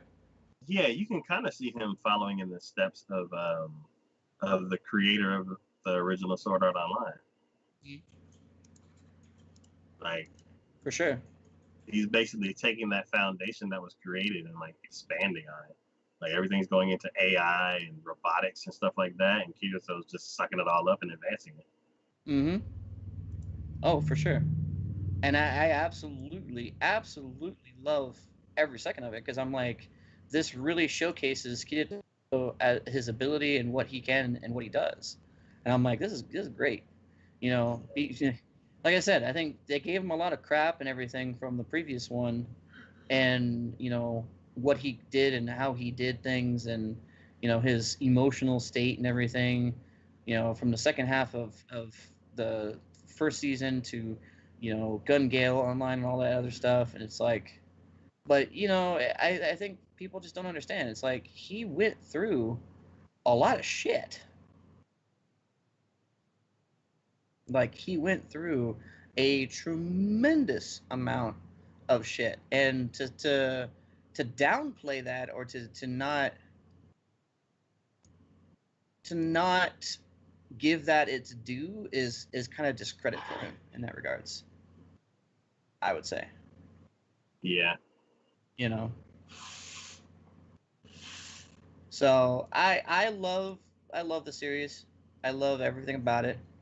Um, even this you know Gun Gale one off thing that happened. I love that. I love what they do with the series. I mean, it's been a thrill ride from start to finish, and I can't wait to see where it goes. Oh yeah, yeah. It's a lot to catch up on. What I kind of want to do is do like a sword art like special where we kind of like break down each different like game arc Mm-hmm. because this is kind of like one of the shows this is like one of our longest running shows that has been going on what 10 years Oh yeah, easily. and yeah. Easily. Especially because I missed like half of it. I kind of want to go back so we can have those discussions that we were not really able to have. Um, but yeah, ramping up for the finale. And yeah, the stakes are high. Oh yeah. I don't think they could be any higher. The next show we're going to be talking about is The God of High School. uh, This show's fun. the show is fun. I will 110% agree. This show is a rock'em sock'em, just fight to the finish, just absolute balls to the wall. Just God, I'm so glad I didn't read the was it a mangaka or something like that? Because the internet manga or whatever. I'm so glad I didn't read that because seeing the things as they transpire is just such a, like you said, it's a thrill ride. It's such a thrill ride. You know, I'm sitting here just going, oh my God, this is so amazing. When a giant hand out of nowhere destroys a freaking island. And we're Yeah. all just sitting here going, what the hell just happened? What the hell? But at the same time, it's amazing. You know, I'm just like, all right, I'm down for it. Let's do it. You know. So I'm just like, Yeah. all right, cool. Let's do it. Let's do it. Let's rock it. You know. And like half the episode is like chasing a purse thief. You know, it's like from the very beginning. You know, I'm like, the fact that okay, so I knew from the very beginning, not just the hand thing, but the whole when he goes and goes off the cliff on his bike. Yeah. And I'm just like, and he's fine. And I'm like, so this is how this is gonna be, huh? This is what we're doing here. This is how we're going about this, huh? All right, cool. Part of me, like when he went off the cliff, I was like, okay, he's gonna be fine. How's the bike?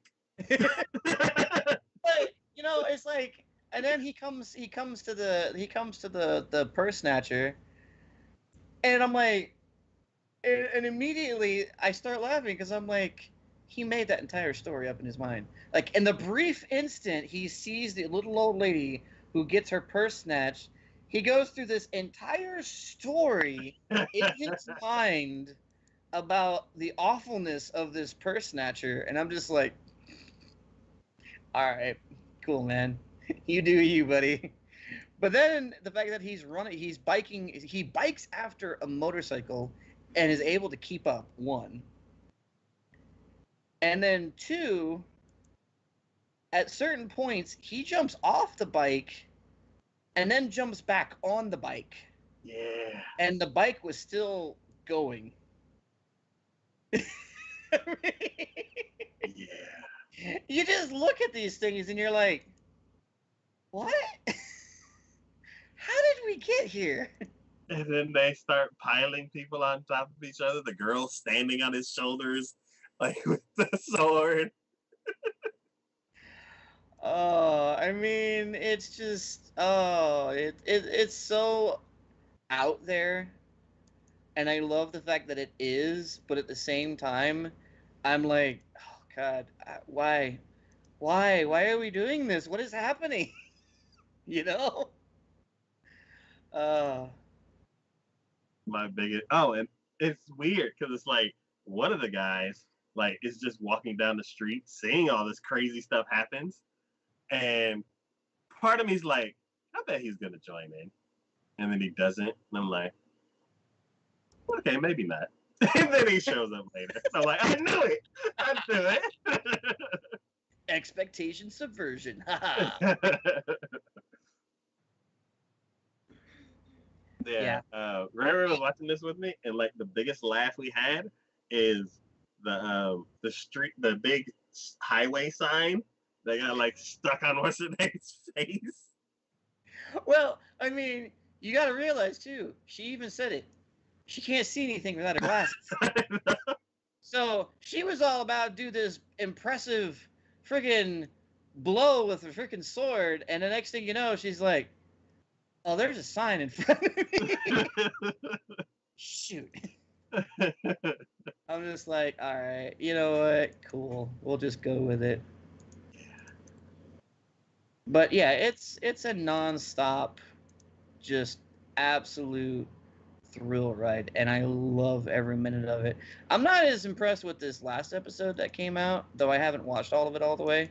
I kind of got turned off by this whole marriage proposal thing that they're doing or whatever, and I'm like, what the fuck are we even doing? Let's get back to the What does fight. this have to do with fighting? Let's get back to the fights. I want to see the fights. You know, they tease us with this whole last thing about the one of the managerial people of this having like this giant death jester come out of nowhere and just start wiping the floor. And then I'm looking at it going, why can't we get back there? What happened? I want to go there. Can we go back there, please? Mhm.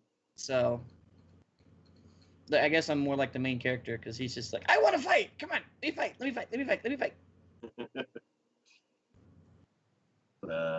Yeah, this is one of the most adrenaline-packed shows of the season. So yeah, grab yourself some popcorn and try not to get hit. Yeah, unlike the girl in the first episode. Yeah. Oh shit. The next show you're talking about is Uzaki wa Asobitai, Uzaki-chan wants to hang out. You know what? I will totally admit, I have been seeing YouTube recommended videos come across from me on this, and I get real curious about it because it just looks like ridiculous fun. This show is very fun.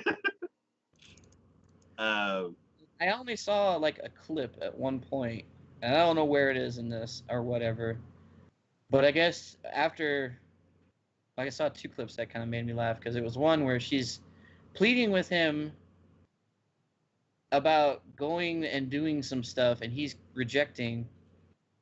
And they're in the middle of like I guess their high school or whatever like that, and she says something like, "Oh, so you only want to do stuff with me when it's convenient for you, or when when you want to do it, but when I want to do it, you don't want to do anything. You just use me." And he's just like, out of context, that sounds really bad. Stop it. Just phrasing. Phrasing, for the love of God, phrasing. So he's like, finally, he just basically agrees to it because of that. And then I think the other one I saw was they were at a store, and I knew it was going right when it happened, the minute it freaking happened. But he was looking at some electronics, mm-hmm. and he's like, I don't know why every time I come by here, even if I don't know I want something, I always feel like I should leave with something. And I'm like, well, that's relatable. But he then goes and is like, she calls for him, and he kind of goes where she's at, and she's in one of those massage chairs. Oh, yeah. And she's like, sit down. You did so great. This feels awesome. And she's all just sitting there. And like, of course, very first thing he notices, which everyone probably would notice in that regards, she's very well down. She's just sitting there, and you're sitting there going, "All right." And then she starts making noises, and you're like, "Oh dear God, no!" This is that. This is that scene from the that old movie where they're in the cafe, or yeah, they're in the cafe, Oh yeah. and she's sitting there going, "Yes, yes, yes." And the other old woman looks over and goes, "I'll have what she's having." And I'm like, "You in that chair? That's." I agree with him afterwards. You need to do that in privacy of your own home. Thank you very much. Yeah. So yeah, to me, I just from those two clips that I saw, I'm like, I might get into it. I don't know. It just seems like ridiculous fun. Like there's really no necessary point to any of it. We're just like we're just in it for the fun. We're in it for the Yeah. So so I'll kind of put a frame around this a bit. okay. Um, so basically, um, the guy is her senpai. She is his kohai, which is opposite of senpai. And they're a year apart. And he goes off to college first. And she's just like I think she has longer hair, and she's just kind of like a regular person. And then she ends up going to the same high school and the same college as him, and um, meets up with him and is like, "Hey, River Maine," and like, "Yeah," and he's like, "Oh, she did something." And every day for a year, she like walks through the courtyard and just sees him like sitting in the grass playing a game, or just chilling under a tree like Kirito does, and or basically just lazing around, not doing anything. And year two, she's like, "That's enough." So then she starts bugging him, and she's like, "No, you lazed around for a whole year. You're gonna be doing something for the second year." Just because him not doing, him just relaxing, just irritates her. So it's just then that's when she starts bugging him like crazy. And That poor guy. yeah, so um, the first one, I can't, man, I watched all this stuff like 3 weeks ago. Um, they end up going to the mall where they end up going to the massage place. They end up going to a VR thing. Oh, I And, didn't see that. and like, he's like, "Oh my God, this is so cool," doing stuff like that. And then like, he starts like wandering out of like the center of where he's supposed to be staying. And like, I can't remember if he like hits her in the chest or like bumps up into her and starts rustling or something. But she's like, Oh, "Well," gee. yeah, she's like, "Whoa, whoa, whoa, whoa." And he's like, "Wait, what was that?" And she's like, "Nah, it's fine." And she's like kind of flustered, like you can see. Like, so I'm like, "Oh, okay." So when we watched the trailer, it was like that. From what I saw, it's like they were best friends. They're always hanging out. She's like always making fun of him. And then at one point, a few things happen and things change. And from what I'm seeing now is she just bugs him because she knows him and she doesn't like him like lazing around. And eventually, every now and then, things will get like get weird, and like I can see that slowly evolving into like a relationship. So I'm like, okay, this is cool. Um, she other than the massage thing, there's this like um I guess there's this little like a vibrate like you those foot massagers. Yeah, yeah, yeah. It's like a little table and you tap in it like zzz, you put your feet on it. She like stands on one. And her whole body is just like, and he's like, "No, no, no, don't stand on that. Like, no, no, we gotta go." And he like gets her off of it, and he's like, "No, no, no, you can't do that," because he starts getting weird. Um, and then they go to a movie, and like, oh, it's weird. Like, she assumes a lot of stuff, and like makes fun of like the hermit life. Mm-hmm. Like somebody who's into like a specific type of movie and doesn't really have anybody else he can see the movie with, so he'll just go see the movie by himself. And she's like, ha! You watch movies by yourself, loser. Like, I'm like, hey, man. Like, she just assumes a lot of different things and makes fun of him as she's like doing the same things he's doing and goes along with him. And he like tries to explain it to her. It's kind of like one of those things where it's like he can tell that she might be a little bit receptive, so he'll explain it to her, and then she'll just brush it off, and like 1% in the back of her mind will be like, okay, I get it. So he knows that he has to do that like 100 times for her to stop like bugging him. Mm-hmm. But yeah, it's, I don't know. It's kind of weird. So like he'll do one thing that he likes, and then he'll do one thing that she likes, just so he doesn't get annoyed the whole time. And one day he tries to go to class, and the class is canceled, and he's like, yes, I ain't doing nothing all day. And she's like, shows up all of a sudden like, nah, She's like, how about we go to a batting thing? And oh God, like, fine. So so he's in the cage trying to swing at the baseball, and it's just missing, and she is loser. And I'm like, make her do it, please, because she's just gonna be yelling at you the whole time. So then she goes in, and she's like, this is gonna be easy. And he's like, wait a minute, you gotta. And the ball comes, and then she goes, she's like, oh, my back.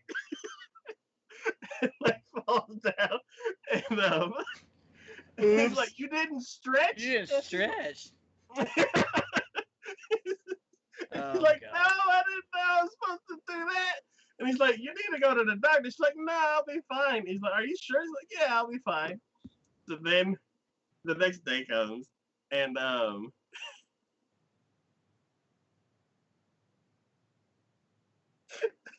boy.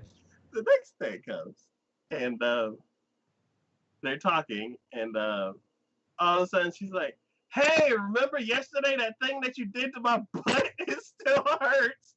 And he's like, no! Stop saying things like that.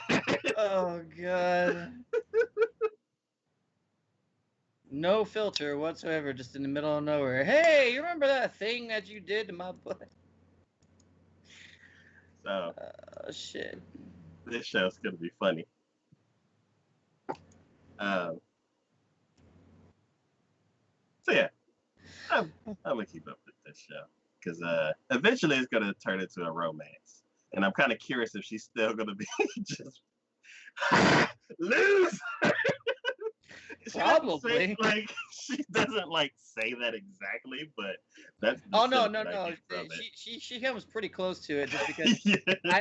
You mentioned the movie thing. I remember it. I'm like, oh yeah, I did see something about a movie thing, and she teased the ever loving shit out of him for the fact that he went and saw movies by himself, and I'm like, and then when he offers to pay for her ticket, she gives him even more crap, saying, I bet you got all that. You're able to do that because you went and saw all those movies by yourself and got the points to be able to do so. And I'm like, are you serious?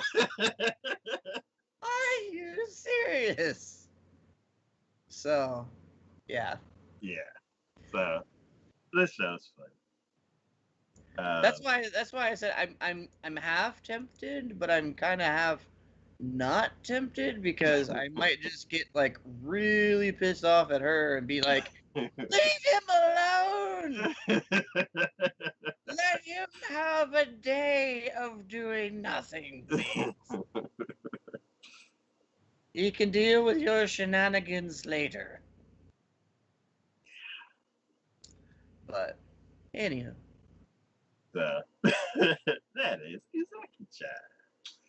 The next show and the last show we're going to be talking about is Snafu, for short. Yahari no Seishu. My teen comedy romantic Snafu climax. Considering the fact that you watched that other one, I'm like, yeah, I'm not surprised you watched this one. So a month ago, I was like, I need to get ready for this. No, 4 months ago, I was like, I need to get ready for this show. And I started watching. I just started it over. And I started episode 1. And I got through season 1. And I'm like, yes, I'm on track. I'm going to finish this show. And I'm going to finish Sword Art and Sword Art and Sword Art. And then I'm going to watch Fire Force, which I didn't get to that one this season. I tried so hard. I feel good because I am caught up almost. I'm like, what, 5, 6 episodes behind on Sword Art, and I'm like, that's good enough. But yeah, so I was watching that one, and then I got to season 2 of Snafu, and I'm like, man, this is a lot of drama.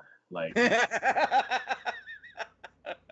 this is one of those like heady dramas where it's like thinking about how people interact with each other and like personalities, how they clash, and like solving situations by what is that?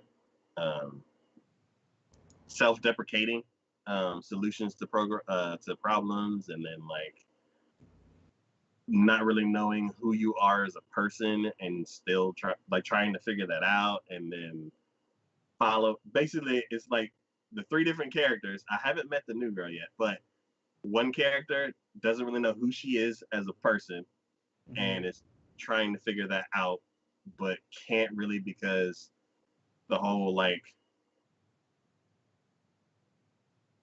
certain like what is it? Certain parts of Japan culture are this is your role in this group and you follow this role, and that's kind of like an Eastern mentality, whereas a Western mentality is like you're unique, do what you want kind of thing. And she's trying to find out who she is in the whole grand scheme of things. And then you have another one who's always following the crowd and not really standing up for herself.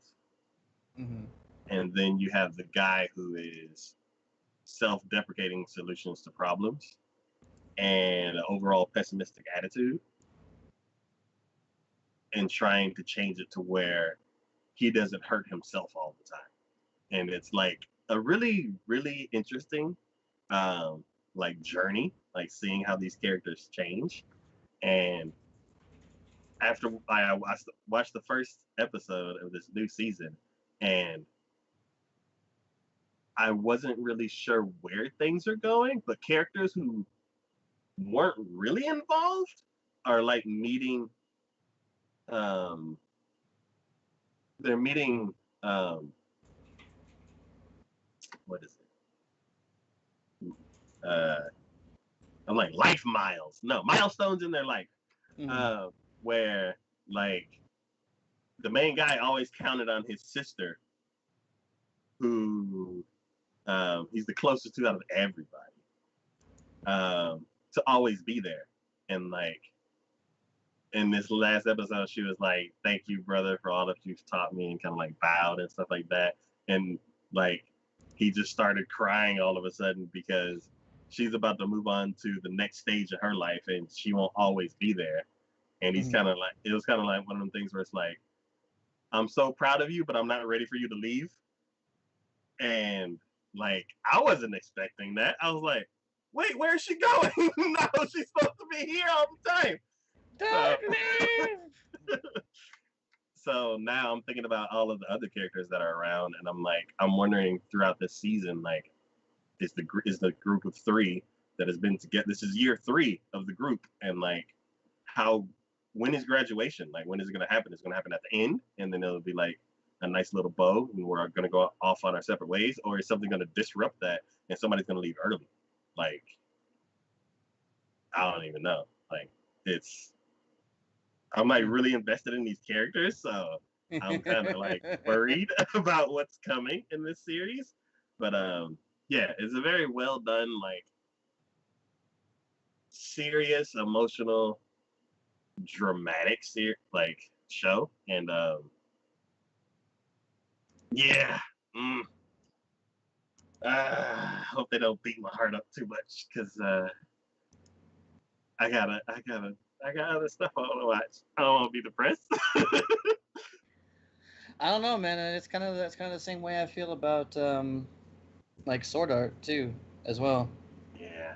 There's you haven't caught up to that point yet, but where you're at right now, I mean, you can kind of see like bad shit just keeps happening. You're just like, oh god, no, I don't know. No, I don't want that person to know that. Yeah. So it's I will fully admit there's done well. I mean, I still hate it, but done well, pulling at the heartstrings is it's a glorious thing to have happen for sure. Uh, But goddamn, is it those situations where you're just like, I need something funny and fun to watch now. This is too depressing. is there? Wait a minute. Out of all these shows, is there like a just silly, fun show? Like I guess God of High School. I mean, God of High School or Oh, the demon one. yeah, that one's just Okay. silly fun. Okay. And that probably is the reason why I watched them too. And you know what, 100% because I didn't even really think about that. The Sword Art and the Demons, the Misfits at Demon School Uh come out on the same day. Do you know which ones I watched first? I watched Sword Art first. huh. Then I watched Misfits of Demon School. Because I'm like, I need some pick me up right now because I'm feeling horrible. Yeah. Wow, there's a lot of stuff coming to a close. There is, and it's very sad. Ah, I don't know how much more they're gonna do with Sword Art. I really don't. I mean, I would never have thought they would have done as much as they even had at this point. yeah, To see what they've done with it, I'm not disappointed with it either. yeah, because basically they've kind of been following just gaming technology. Mm-hmm. Because it's Which like, which I'm okay with. I'm 100% okay with. yeah, because it's like they did VR when VR was first about, and then now AI and machine learning is starting to be in the background a lot, or be in the background of a lot of services and stuff that we use. So Mm-hmm. they're like, well, we're gonna do AI in a different way, and then I'm like, maybe in another couple of years when like some other leap of technology that we have is a thing, then they may do that too. Maybe. But yeah. All I know is it's a wild, fun-filled ride, and I definitely would hate to see. As much as I know that it's going to happen eventually, I just hate to see it concluded. Yeah.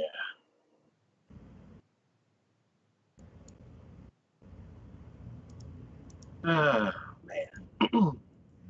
Well, I have some stuff to say about that other show. Um, I don't know what show it is. So whatever idol show that I watched. Oh, this is gonna be interesting. Okay, so and it'll be really funny if it is that show. It's just like I feel like that show's all girls, and this show had a bunch of guys. And um, the weird thing is like they had whatever whatever things you studied in that school, that is what you battled with. So like somebody's like, I play electric guitar, so I'm gonna battle with my electric guitar. Another person was like, well, I'm a singer, so I'm gonna battle with my voice. And they get up on stage and they fight each other. One's fighting with his voice and one's fighting with the guitar. And like basically, whoever gets the biggest cheer wins whatever they're fighting for. And a lot of the school is music based. So whatever you're doing, like we're the choreography team or we're the singing team. We go to singing class. We got to act like it's all entertainment and music based. And The reason why I wanted to bring this show up is because whoever's making the show really, really likes music. And the way that they mixed the show together is they favored the music a lot. So it's like you'll meet the character and all of a sudden the music's like da, da, da, da, da, da. I'm like, oh, this is the happy meeting the character music. Okay. And then like they'll turn the corner, it's dark, and it's like dun dun dun dun dun dun dun dun dun dun dun. I'm like, oh, this is the evil brooding music. Okay. And then the characters start fighting. It's like dun dun dun dun. I'm like, oh, this is the fighting music. Cool. And like the character is like, hey, blah, blah, blah. And they're trying to yell something like, I can't hear you over the music. Like, I don't know what in the world is wrong with that show. But in the first episode, most likely on Crunchyroll, I can't remember where I saw that show, but God, the music is overbearing. Like people's theme songs, I'm like, oh, he actually has a theme song. Every time he shows up, I can hear him showing up.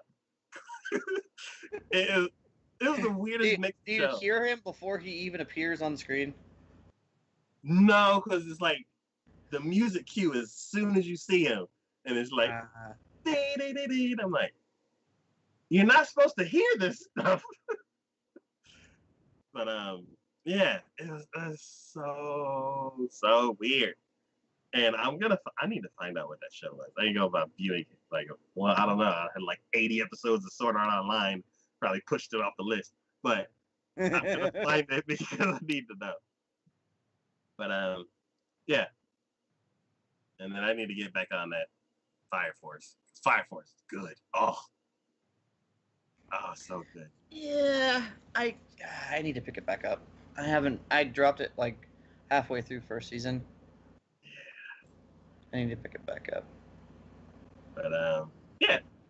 Yeah, I don't know what else you're referring to because I just kind of went on to AnyChart just to see, and I'm like, the only thing that mentions music is the Lapis Relights that you had up there before. Yeah. But I just watched the trailer for that, and I'm like, there's no guy. That doesn't look at all. Even if it wasn't all guys, like even if it was girls for some reason, it's like no, they're putting together they're witches putting together a idol group from the looks of it. None of them are playing guitar. I'm gonna go and that has nothing at all to do with what you were talking about. I was like, oh, the music one. That's the one I want to talk about. And then I read this and I was like, this is not it at all. So I'm like, did it get delayed and pushed to another season? I just went to the back seasons, to the last season, and the very first thing. So go to AnyChart. Yeah, I'm already there. Go to spring 2020. Uh-huh. Argonavis. Oh, that's it. There you go. Gotcha. That's what it was. Do they have a trailer? Circus? Probably not. Oh yeah, they do. They have a trailer.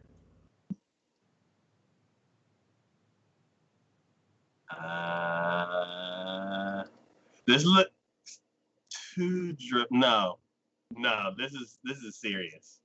Okay. And this is CG. Yeah, no, it's not that one. I thought I had solved your problem. My apologies. It probably got delayed or something. I don't know. It's missing from the season. There's another one further down that has all guys on music. Idolish? No. Yeah, I'll find it. But yeah. So those are the 11 shows we have for today, or 13 technically. For next season will be in the next 3 weeks on the 30th. 4 weeks. Okay, this is a long month. Mm-hmm. Yeah, on the 30th we will be talking about the trailers for next season. Oh boy. Let's take a sneak peek to see what's on here. This season's full. Wow. Anything I recognize? Dungeon. I immediately recognize that. order. Dungeon. Oh, okay. It doesn't actually have the pillar thing. Yeah, Dungeon 3, which is technically Dungeon 2, because Dungeon 2 was a side story. Oh, and Higurashi.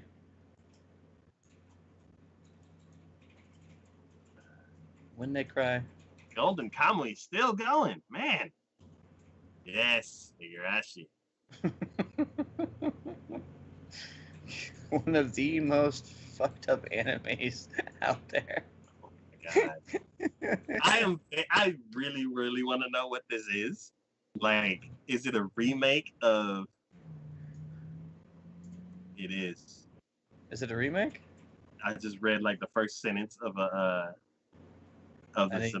I didn't even look at it. I'm not gonna scroll off the screen. The remake. Man, okay, I totally admit, like, certain animes I come across or whatever, I'll scroll YouTube sometimes and like see some people's reactions to it. Mainly because I think it's hilarious sometimes how people react to certain things, but also because sometimes like I don't necessarily understand what's going on, so having someone else react to it and seeing what they say about it, I'm like, oh, that's what that was about. Okay, now I'm on board. Mm-hmm.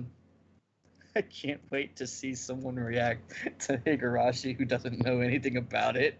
I really can. That's just like I wanted someone so badly to be able to find somebody to do a reaction to School Live. Oh. I so wanted to see that, but Yeah. it was so hard to find anyone to do a reaction because I'm like, oh come on, let's see it, let's see. You see her going around school, everything's happy, everything's fun. Oh, they're chasing a dog. Oh, something doesn't quite seem right, but we're still going for it. Hey, we're still happy, we're still fun. And then in the end happens, and you're like, what? What even is this? Yeah. That's what I expect for Higurashi. I really do. And I'm so looking forward to seeing that happen on somebody. Shit. There's a show, Rock Climbing Girls. That's gonna be interesting. To completely deflate that energy. So, just because I was somewhat curious, I kind of looked ahead onto the next part of it going up there, just to see if there's any sequels coming out for the winter 2021. Oh, it's on there. So, Dr. Stone is going to be. I need to catch up. And Log Horizon. Going to have another one. What? And the 4th season to 7 Deadly Sins is going to be finally released for. Oh no, it's going to air, and we're not going to get it until like 6 months later. And apparently they're breaking up the ReZero into 2 parts, because part 2 is supposed to come out in there as well. Wait, is it going to be more than 24 episodes? I don't know. That says 12 episodes for part 2. Okay. Plus Wonderland gets a second season. I need to go where you are because you're leaving me behind. And Slime gets a second season. God. So that's 1, 2, 3, 4, 5, 6 high-profile shows are happening in winter 2021. 7, Yudu Camp Season 2. Yes! Oh, how can I forget about that one? My bad. Oopsie doopsies. Wait a minute, this is an ice skating show? Are they gonna be better than that other ice skating show that like took the world by storm? Probably not. Probably not. Anyways. Slime looks cool. Oh, so yeah, slime looks freaking awesome. Yeah, it's like a freaking committee right there. Slime looks cool. Cool. Yeah. There's a lot of new stuff next season. Anywho. Okay. Lots of cool stuff to come. Yep. All right. But yeah, that's it for today. We'll be back on the 30th for upcoming thoughts for the next season. And yeah, as always, this is DK and Shade from TacoYaki Anime. Thank y'all for watching. Thanks for hanging out in chat. Thanks for supporting the channels in any way that you do. And we will see y'all next time.